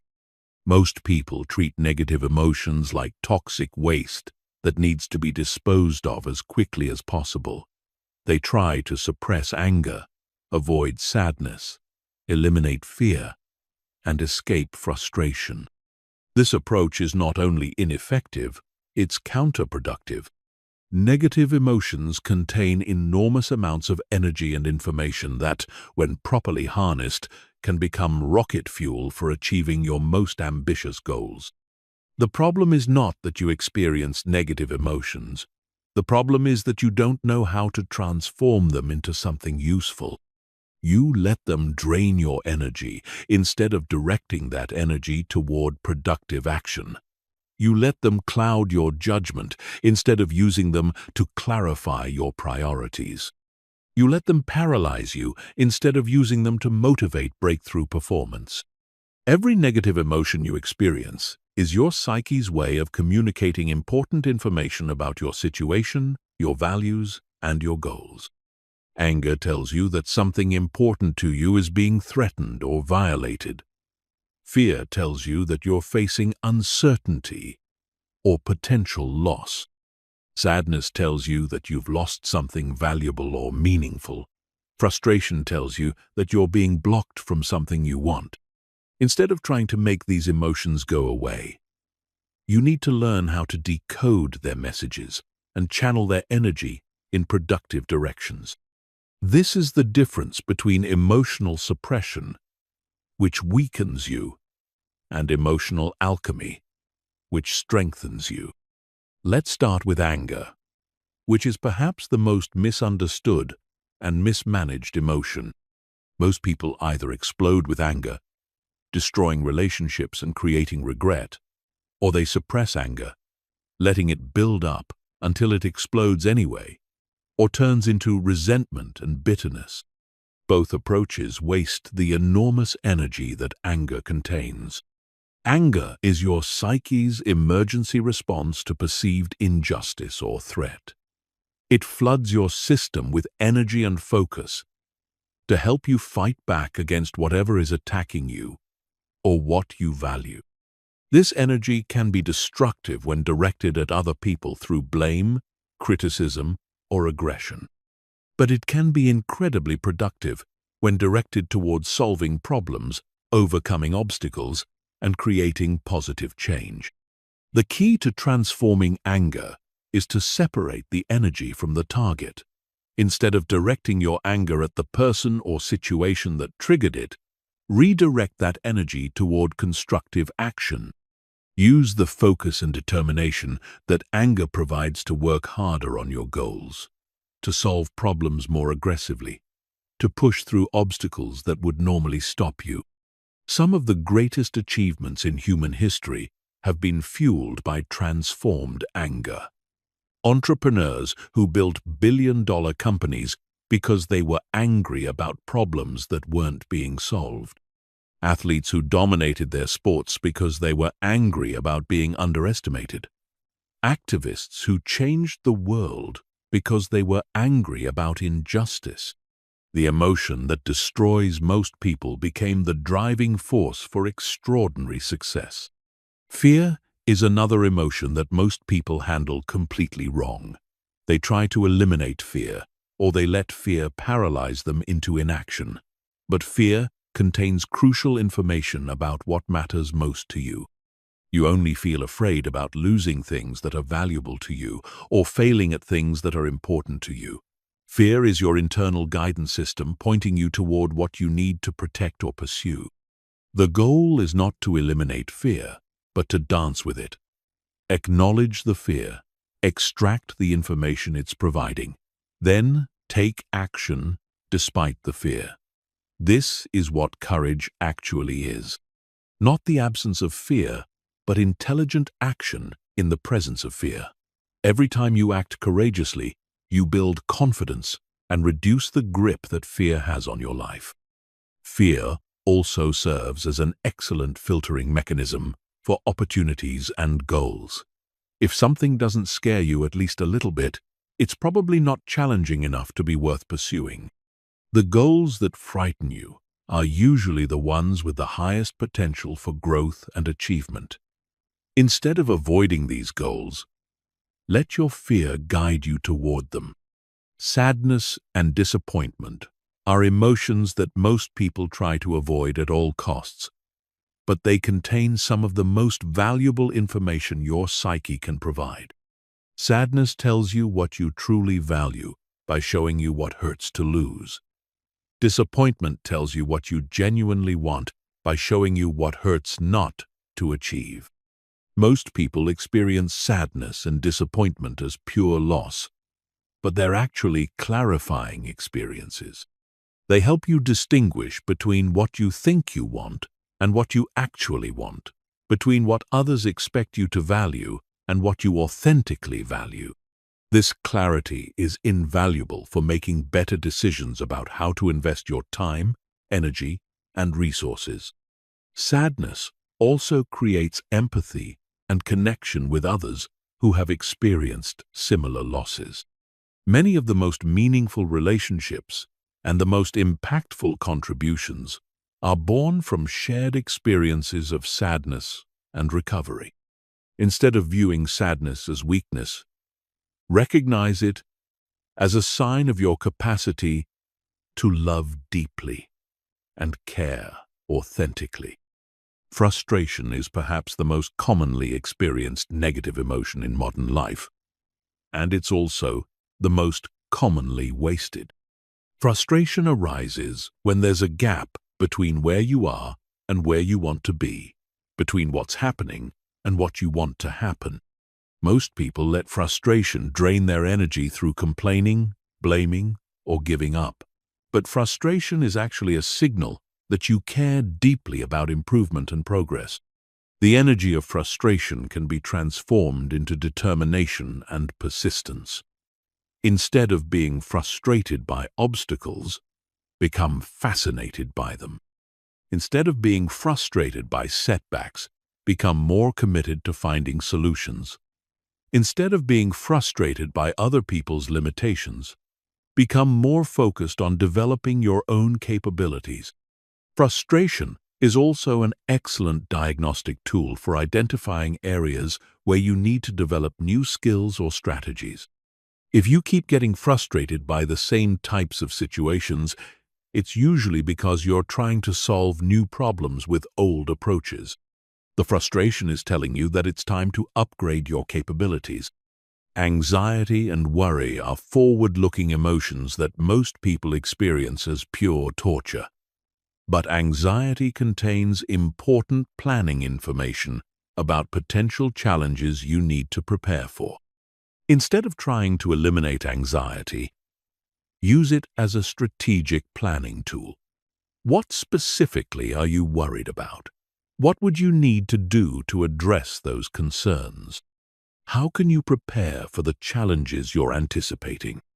The key is to transform vague anxiety into specific action plans. Most anxiety is caused by unclear threats and uncertain timelines. When you force yourself to get specific about what you're worried about and what you can do about it, anxiety often transforms into useful preparation. Worry becomes productive when it leads to preparation and counterproductive when it leads to rumination. The difference is action. Productive worry asks, "What can I do to prepare for this potential problem?" Counterproductive worry asks, "What if this terrible thing happens?" Over and over, without generating any useful responses. Guilt and shame are perhaps the most painful emotions to experience, but they also contain some of the most important information about your values and integrity. Guilt tells you when your actions don't align with your values. Shame tells you when your behavior doesn't align with your identity. Both emotions are painful precisely because they indicate misalignment between who you are and who you want to be. Instead of trying to escape guilt and shame, use them as course correction signals. What do these emotions tell you about what you value? What changes do you need to make to better align your actions with your values? How can you use this information to become more consistent with your highest self? The key to transforming any negative emotion is to approach it with curiosity rather than resistance. Instead of asking, "How can I make this feeling go away?" ask, "What is this feeling trying to tell me? How can I use this energy productively? What action can I take that honors the message while moving me toward my goals?" This transformation requires practice and patience. Your habitual response to negative emotions has been reinforced over many years, and it won't change overnight. But every time you choose to transform, rather than suppress or indulge a negative emotion, you build the neural pathways that make this process more automatic. The goal is not to become someone who never experiences negative emotions. The goal is to become someone who can quickly and effectively transform those emotions into fuel for positive action. When you master this skill, you'll discover that setbacks become setups, obstacles become opportunities, and the very experiences that break most people become the experiences that make you stronger. Chapter 10. Building Unshakable Confidence Through Emotional Mastery. Confidence is not what most people think it is. It's not the absence of doubt or fear. It's not the belief that you'll never fail or face challenges. It's not the feeling that you're better than other people or that success is guaranteed. Real confidence is something much deeper and more powerful than any of these surface-level definitions. True confidence is the unshakable knowledge that you can handle whatever life throws at you. It's the quiet certainty that you have the emotional tools, mental frameworks, and inner resources to navigate any challenge, setback, or uncertainty that comes your way. It's not about never falling down. It's about knowing you can always get back up. This kind of confidence can only be built through one process: repeatedly facing difficult situations and proving to yourself that you can handle them with grace and effectiveness. You cannot think your way to confidence. You cannot affirm your way to confidence. You cannot fake your way to confidence. You can only build confidence through evidence, and evidence comes from action. But here's what most people get wrong about building confidence. They think they need to wait until they feel confident before they take action. They think confidence is a prerequisite for facing challenges rather than a result of facing challenges. This backwards thinking keeps them trapped in cycles of self-doubt and limitation because they're waiting for a feeling that can only come from doing the very things they're afraid to do. The confidence-building process works in reverse. You take action despite feeling uncertain or afraid. You handle the situation better than you expected. You extract the lessons and grow stronger. Your brain updates its assessment of your capabilities. Your confidence increases. Then you're ready to take on slightly bigger challenges, and the cycle continues. This is why emotional mastery is the foundation of unshakable confidence. When you know you can control your reactions regardless of what happens, when you know you can stay calm under pressure, when you know you can think clearly even when emotions are running high, you develop an inner certainty that makes you nearly impossible to shake. Most people's confidence is built on external factors that they can't control. They feel confident when things are going well, when other people approve of them, when they're successful by conventional standards.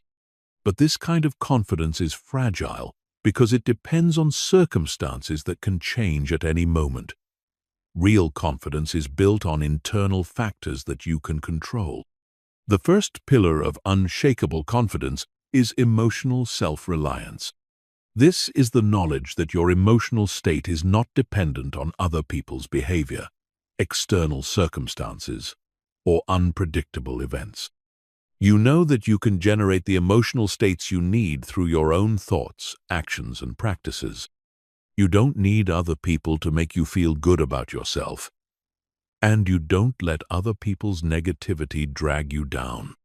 Emotional self-reliance is built through consistent practice of the emotional regulation techniques you've learned. Every time you successfully manage your emotional state during a challenging situation, you prove to yourself that you have this capability. Every time you choose your response rather than reacting automatically, you build evidence that you're in control of your inner experience. This doesn't mean you become emotionally disconnected from others or that you don't care about relationships. It means you engage with others from a position of strength rather than neediness. You contribute to relationships rather than draining them. You're able to be genuinely supportive of others because you're not constantly seeking support for yourself. The second pillar of unshakable confidence is competence building. Confidence without competence is just delusion. You need to actually be good at things that matter. You need to develop real skills, real knowledge, and real abilities that create genuine value in the world. But competence building is not just about technical skills. It's about developing the meta skills that make you effective in any domain. Problem solving is perhaps the most important meta skill for building confidence.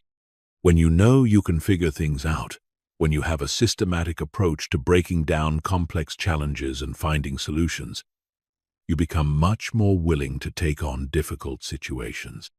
You're not intimidated by unfamiliar problems because you trust your ability to learn and adapt. Communication is another crucial meta skill.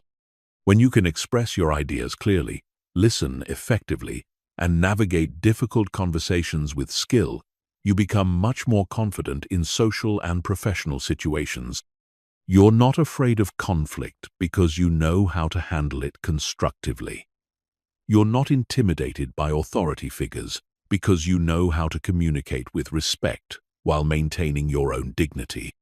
Learning agility is the meta skill that makes all other skills possible. This is your ability to quickly acquire new knowledge and capabilities as situations require. When you know you can learn anything you need to learn, you're not limited by your current knowledge base.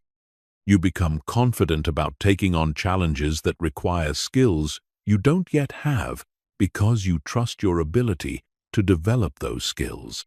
The third pillar of unshakable confidence is integrity alignment.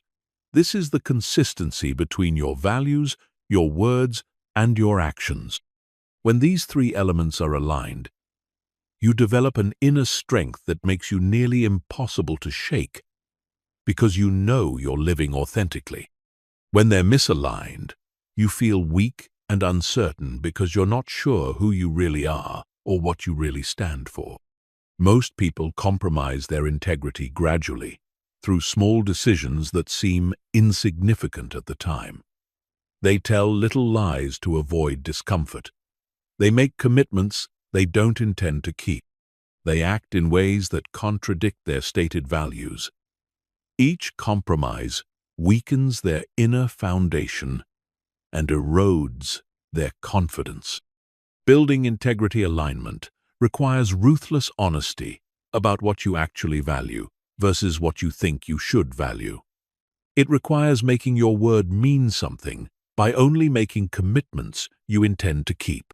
It requires having the courage to act in accordance with your values, even when it's difficult or costly. When your integrity is intact, you develop what I call unshakable presence. People can sense that you're authentic, that you're not trying to be someone you're not, that you're comfortable with who you are. This presence is magnetic and creates opportunities that are not available to people who are constantly trying to impress others or fit in. The fourth pillar of unshakable confidence is resilience building. This is your track record of recovering from setbacks, learning from failures, and coming back stronger from difficult experiences. Every time you face adversity and emerge better than before, you build evidence that challenges don't break you. They make you stronger. Most people try to avoid adversity, but this actually weakens their confidence because they never prove to themselves that they can handle difficult situations. They remain fragile and fearful because they have no evidence of their own resilience.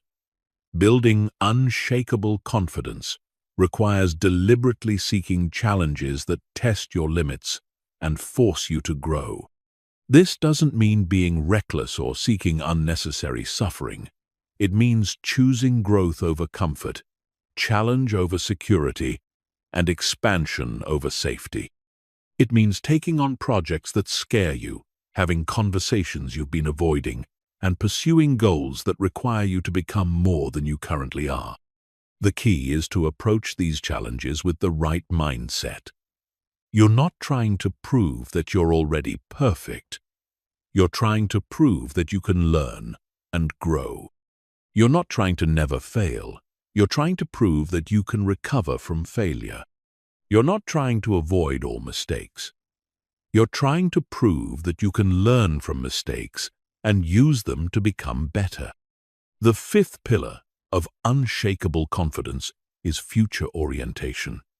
This is your ability to make decisions based on who you're becoming rather than who you are right now.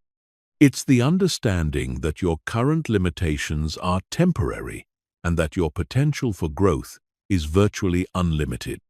When you operate from this perspective, present challenges become stepping stones rather than roadblocks. Most people are trapped by their past experiences and current limitations. They think, "I'm not good at public speaking," or "I'm not a leader," or "I'm not confident enough for that opportunity." This fixed mindset keeps them stuck because they base their decisions on current capabilities rather than future potential. Building future orientation requires regularly visualizing the person you're becoming and making decisions from that future identity. Ask yourself, what would the confident version of me do in this situation?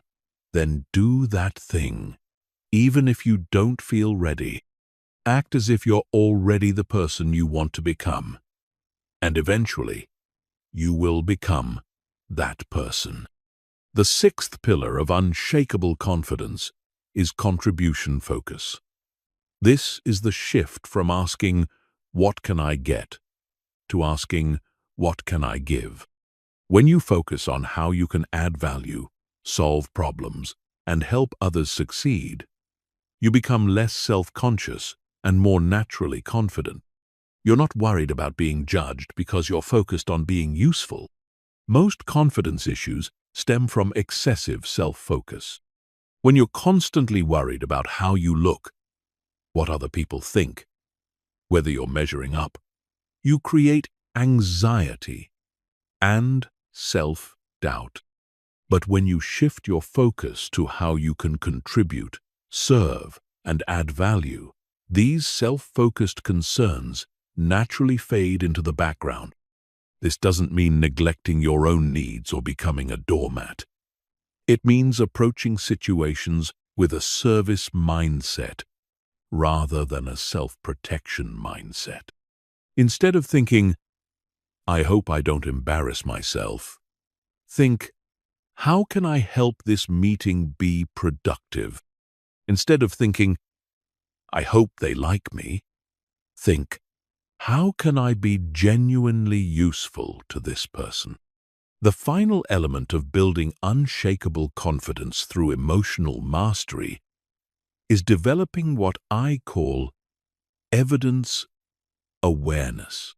This is the practice of consciously recognizing and remembering your successes, growth, and progress, rather than focusing only on your failures and limitations. Most people have a negativity bias that causes them to remember failures more vividly than successes, and to discount their achievements while magnifying their mistakes. This mental pattern systematically undermines confidence by creating a distorted view of their actual track record. Combat this bias by keeping a success journal where you record daily wins, no matter how small. Document challenges you've overcome, skills you've developed, and positive feedback you've received. Review this evidence regularly to maintain an accurate picture of your capabilities and progress. Building unshakable confidence is not about becoming arrogant or believing you're better than others. It's about developing an accurate assessment of your capabilities and a realistic optimism about your potential for continued growth. It's about knowing that you can handle whatever comes your way, not because nothing bad will ever happen, but because you have the tools to deal with whatever does happen. When you combine emotional mastery with competence building, integrity alignment, resilience development, future orientation, contribution focus, and evidence awareness, you create a foundation of confidence that cannot be shaken by external circumstances. You become the kind of person who stays calm in chaos, who sees opportunity in adversity, and who inspires others through your unshakable presence and authentic strength. Chapter 11. The Art of Strategic Non-Reaction in Relationships. Relationships are where emotional control matters most, and where most people fail most spectacularly. You can master your emotions in every other area of your life, but if you lose control with the people closest to you, you'll sabotage the very relationships that matter most. The people who love you see you at your worst, when you're tired, stressed, and emotionally depleted. This is when your true level of emotional mastery is revealed. Most relationship conflicts are not about the surface issue being discussed. They're about underlying emotional patterns, unmet needs, and unconscious triggers that both people are reacting to without awareness. When you learn to not react emotionally during relationship conflicts, you can address the real issues instead of getting caught in endless cycles of blame, defensiveness, and escalation. The first principle of relationship emotional mastery is understanding that every interaction is a choice between connection and control. When you're emotionally reactive, you're choosing control. You're trying to make the other person wrong, to prove your point, to defend your position. But when you choose non-reaction, you're choosing connection. You're prioritizing the relationship over being right. This doesn't mean becoming a doormat or accepting unacceptable behavior. It means responding to problematic situations in ways that preserve dignity and create possibilities for resolution, rather than just venting your emotional reactions. It means being strong enough to stay calm when the other person is losing control. The second principle is taking responsibility for your 50% of every interaction. You cannot control the other person's words, actions, or emotional state. But you have complete control over your response to their words, actions, and emotional state. When you focus on controlling your 50%, instead of trying to control their 50%, you become incredibly powerful in relationships. Most people spend their relationship energy trying to change, fix, or control their partner, children, or friends. This is exhausting and ineffective because you're trying to control things that are outside your control. When you redirect that energy toward managing your own responses, you become a calming, stabilizing force that actually influences others to be their best selves. The third principle is learning to de-escalate rather than escalate conflicts. When someone is emotionally activated, your natural tendency might be to match their energy level. They raise their voice, so you raise yours. They become critical, so you become defensive. They withdraw, so you pursue. This unconscious mirroring amplifies the conflict instead of resolving it.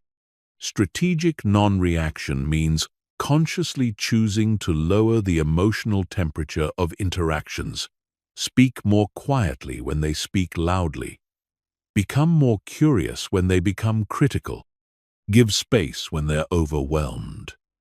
This counterintuitive approach often breaks the negative pattern and creates space for actual communication. The fourth principle is separating the person from their behavior. When someone you care about does something hurtful or frustrating, your emotional reaction tends to globalize the behavior. Instead of thinking, they did something inconsiderate, you think they are an inconsiderate person. This generalization makes it much harder to maintain emotional equilibrium and find constructive solutions. Practice seeing difficult behavior as information about the other person's current state rather than evidence of their permanent character. Maybe they're stressed, tired, overwhelmed, or dealing with something you don't know about. This doesn't excuse poor behavior, but it helps you respond with wisdom rather than reactive emotion. The fifth principle is mastering the pause. In heated moments, there's enormous pressure to respond immediately. Silence feels uncomfortable, and you feel compelled to defend, explain, or counterattack right away. But the pause is where your power lies. It's where you can choose your response instead of being controlled by your impulses. Practice saying, "I need a moment to think about that," or "Let me consider what you're saying," or simply taking 3 deep breaths before responding. These small pauses can completely change the trajectory of a conversation and often prevent conflicts that would have taken days or weeks to repair. The most advanced relationship skill is emotional Aikido. This is the ability to redirect someone else's emotional energy rather than absorbing it or fighting against it. When someone is angry at you, instead of getting defensive or angry back, you acknowledge their feelings and redirect the conversation toward solutions. When someone is criticizing you, instead of justifying your actions, you thank them for their perspective and ask for their suggestions. This approach requires tremendous emotional strength because it goes against every instinct to defend yourself when you feel attacked. But it's incredibly effective because it de-energizes conflict and redirects the interaction toward cooperation instead of competition. Remember, you cannot control whether other people choose to be emotionally reactive, but you can control whether you join them in that reactivity. When you consistently choose non-reaction in relationships, you become a source of stability and peace that others gravitate toward. You become the person others turn to during difficult times because they know you won't add to the chaos. Chapter 12. Emotional Leadership and Influence. Leadership is fundamentally about emotional influence. Your ability to inspire, motivate, and guide others depends far more on your emotional mastery than on your technical skills or positional authority. People follow leaders who make them feel confident, capable, and valued. They resist leaders who create anxiety, frustration, or self-doubt, regardless of how smart or experienced those leaders might be. The most powerful form of leadership is emotional modeling. People learn more from what you do than from what you say, especially when it comes to emotional responses. When you remain calm under pressure, others feel permission to be calm. When you respond to setbacks with resilience and problem-solving, others learn to do the same. When you treat difficulties as challenges rather than catastrophes, you teach others to adopt that perspective. This means that every emotional choice you make as a leader is not just about you. It's about the emotional culture you're creating for everyone around you. Your team, your family, your organization will tend to mirror your emotional patterns. If you're reactive, they'll become reactive. If you're anxious, they'll become anxious. If you're calm and solution-focused, they'll adopt those qualities. The first skill of emotional leadership is creating psychological safety. This is the feeling that people can express ideas, ask questions, admit mistakes, and show vulnerability without fear of judgment, punishment, or rejection. Psychological safety is created through your emotional responses to other people's imperfections and uncertainties. When someone makes a mistake, your first response sets the tone. If you react with anger, blame, or criticism, you teach everyone to hide their mistakes and avoid taking risks. If you respond with curiosity about what can be learned and focus on preventing similar mistakes in the future, you create an environment where people feel safe to be honest and innovative. The second skill is emotional contagion management. Emotions are literally contagious through mirror neuron activity and social conditioning. When you walk into a room, your emotional state influences everyone else's emotional state, often unconsciously. This gives you enormous power to influence the energy and productivity of any group. Before entering important interactions, consciously choose the emotional state you want to transmit. If you want the meeting to be productive and collaborative, embody those qualities yourself. If you want your team to feel confident about a challenging project, make sure you genuinely feel and express confidence. If you want your family to feel peaceful and connected, bring that energy to your interactions. The third skill is strategic emotional authenticity. This doesn't mean expressing every emotion you feel without filter. It means being genuine about your emotional state while choosing expressions that serve the situation and the people involved.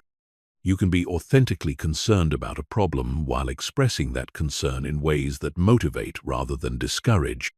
Sometimes authenticity means sharing your vulnerabilities and uncertainties to create connection and trust.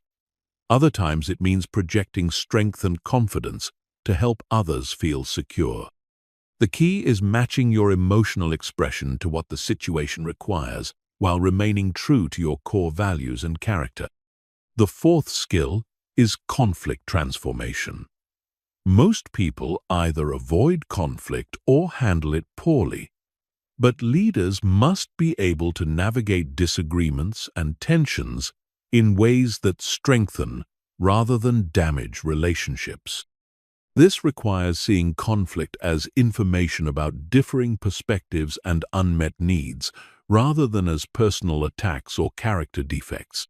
When conflict arises, Your emotional response determines whether it becomes destructive or constructive. If you remain calm, curious, and focused on understanding different viewpoints, you can often transform conflicts into breakthrough conversations that lead to better solutions and stronger relationships.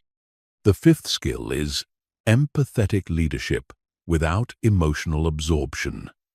You need to be able to understand and relate to other people's emotional experiences without taking on their emotional states as your own.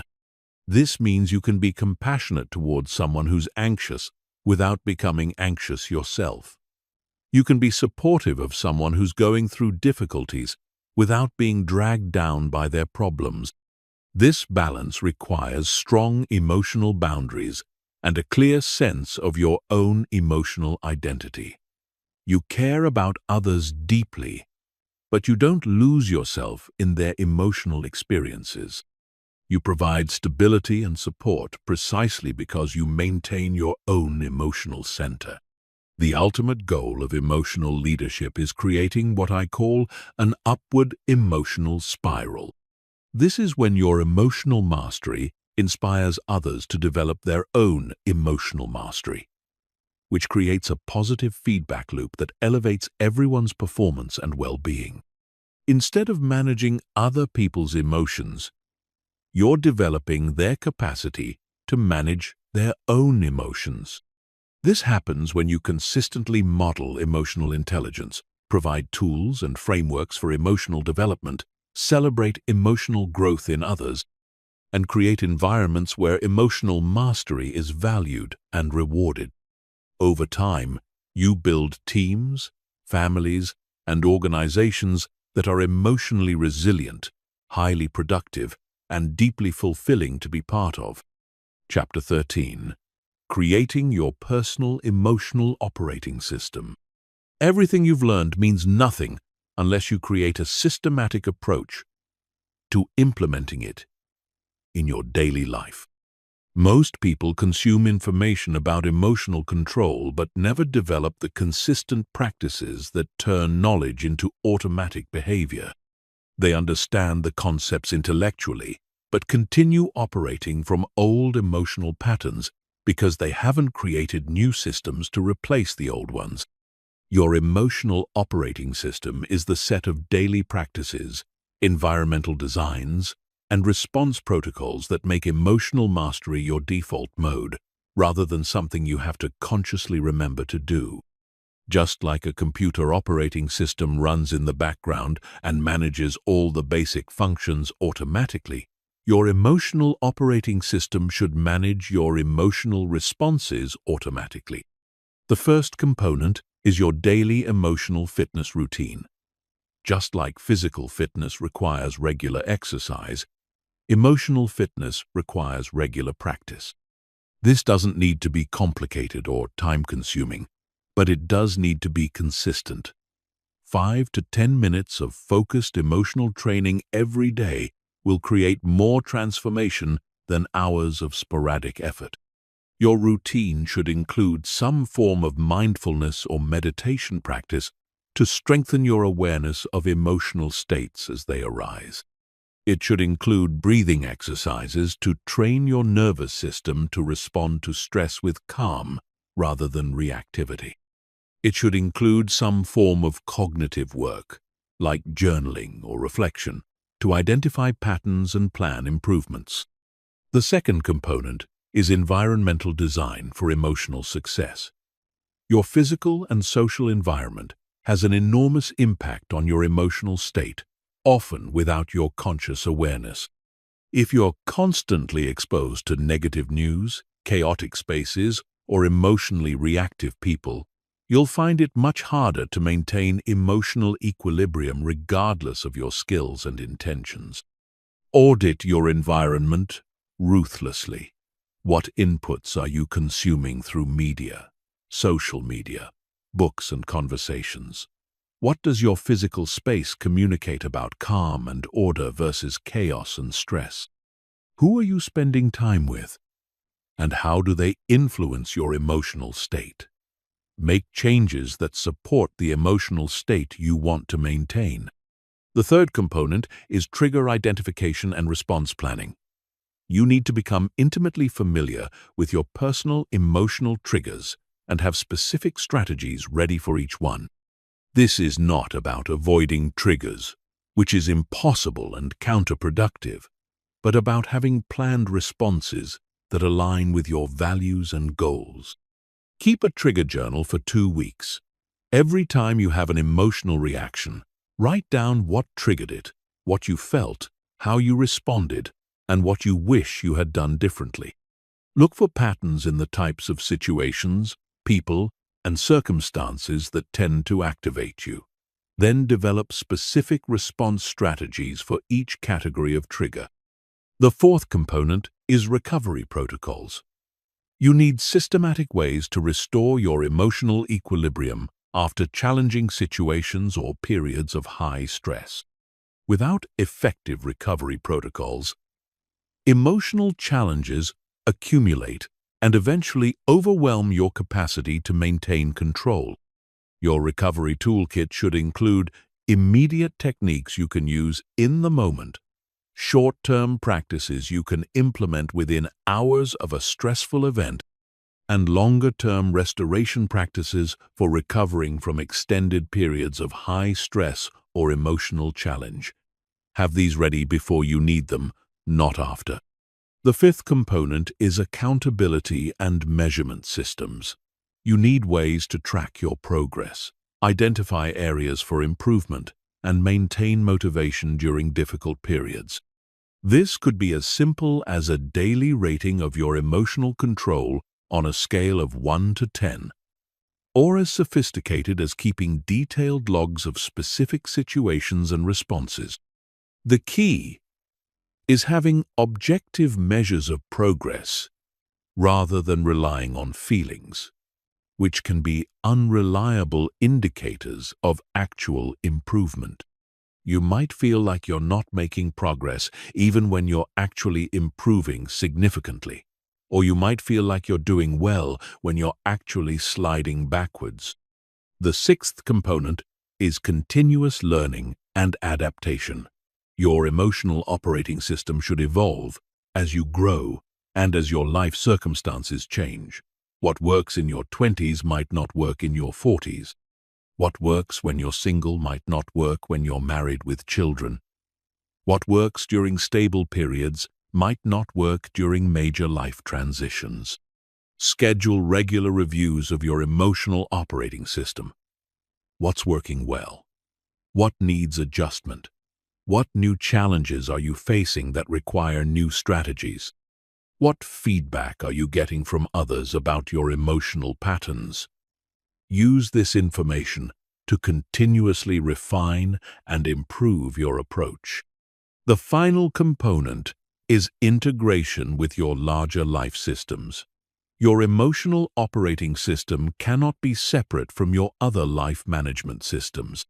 It needs to be integrated with your goal-setting process, your time management approach, your relationship strategies, and your career development plans. This means making emotional considerations part of every major decision you make. Before taking on new responsibilities, consider the emotional demands they'll create. Before entering new relationships, consider how they'll impact your emotional well-being. Before pursuing new goals, consider what emotional skills you'll need to develop to achieve them successfully.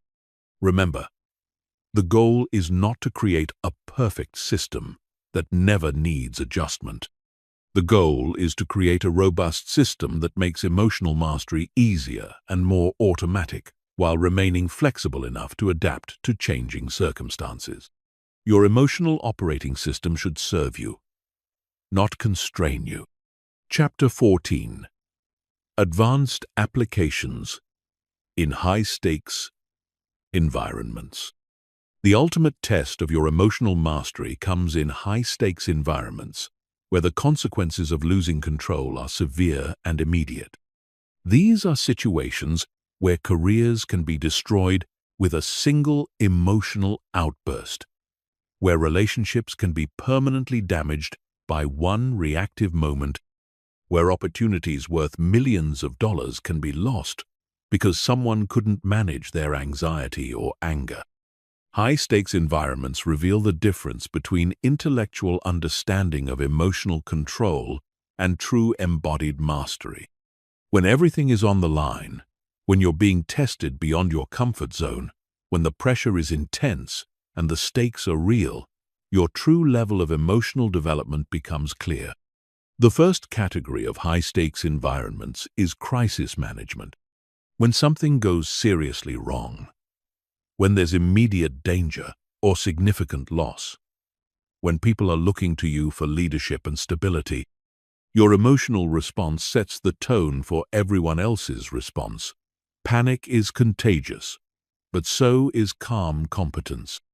In crisis situations, the ability to think clearly while others are losing their minds becomes a superpower.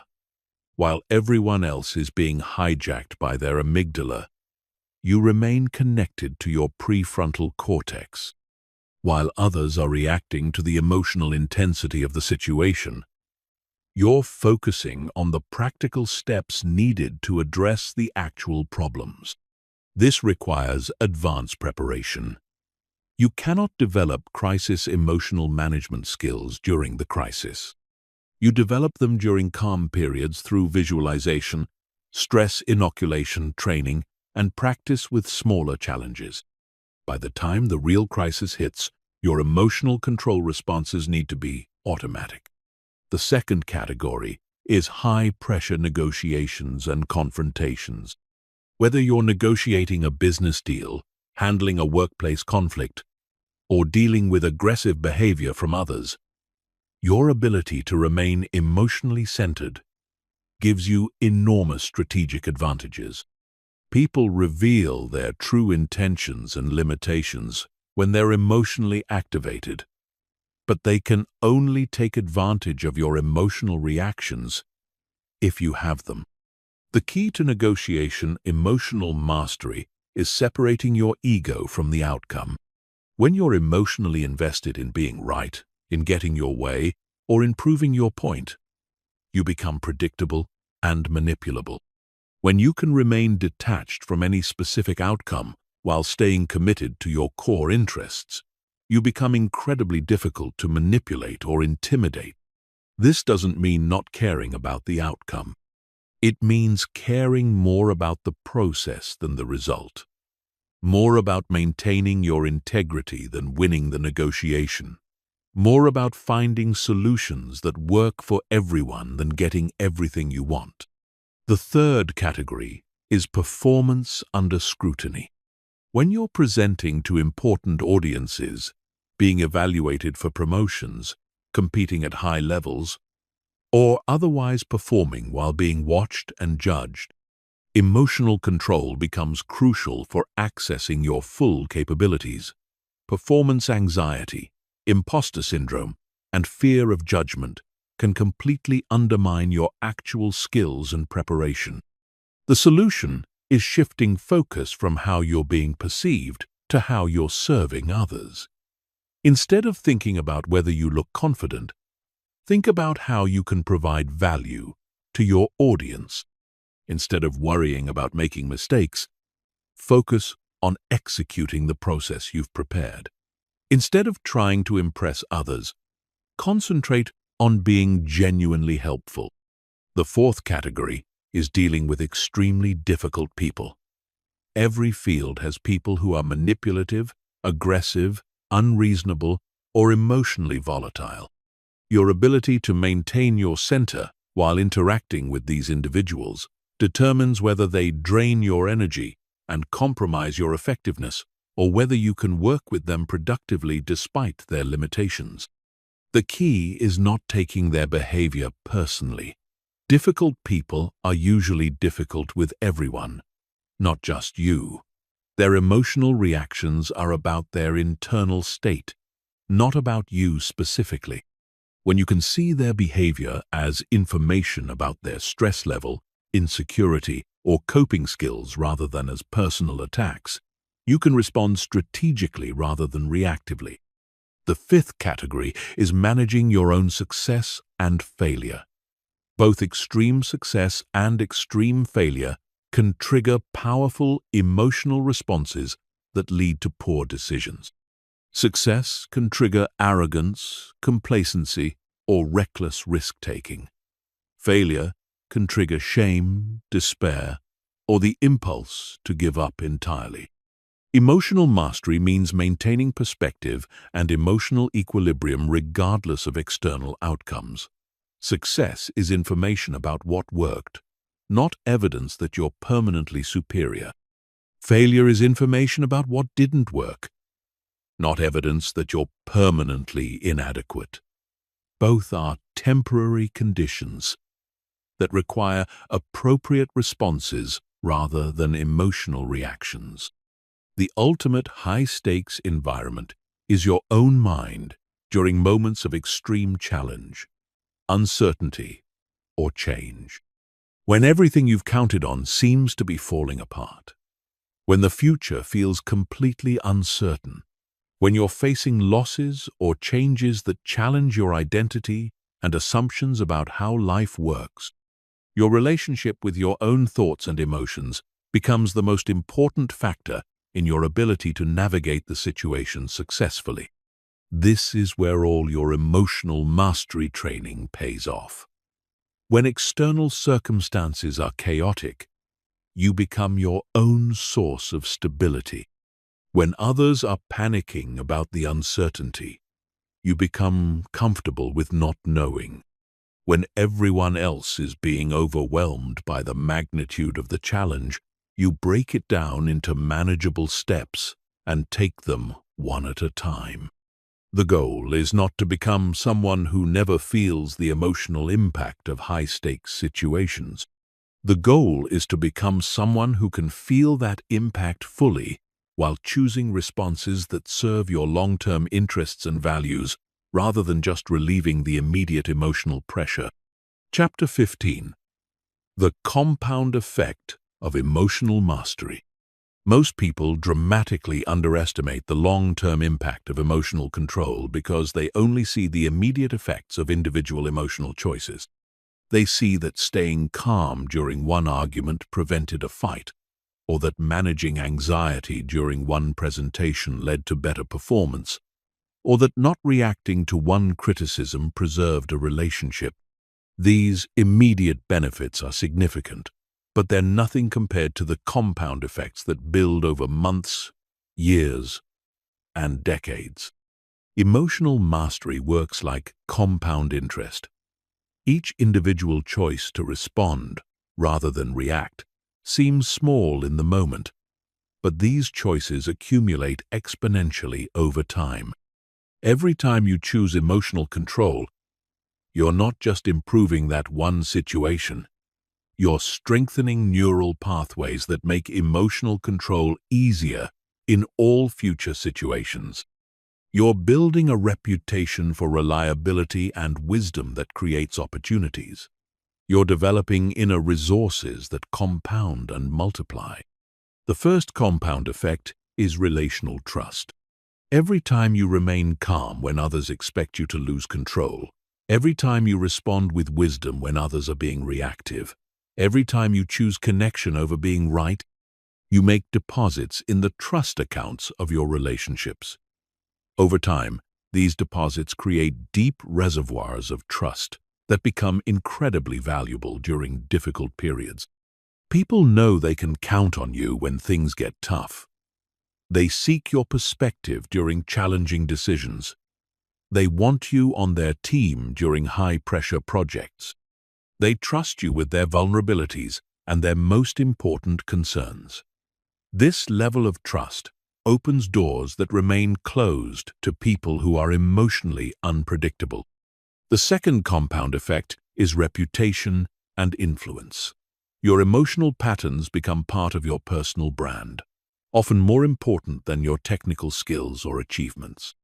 People remember how you made them feel much more than what you accomplished. When you consistently demonstrate emotional mastery, you develop a reputation as someone who can be trusted with important responsibilities and challenging situations. This reputation creates a positive feedback loop. You get opportunities that require emotional maturity. Successfully handling these opportunities builds your skills and confidence. Your enhanced capabilities lead to even greater opportunities.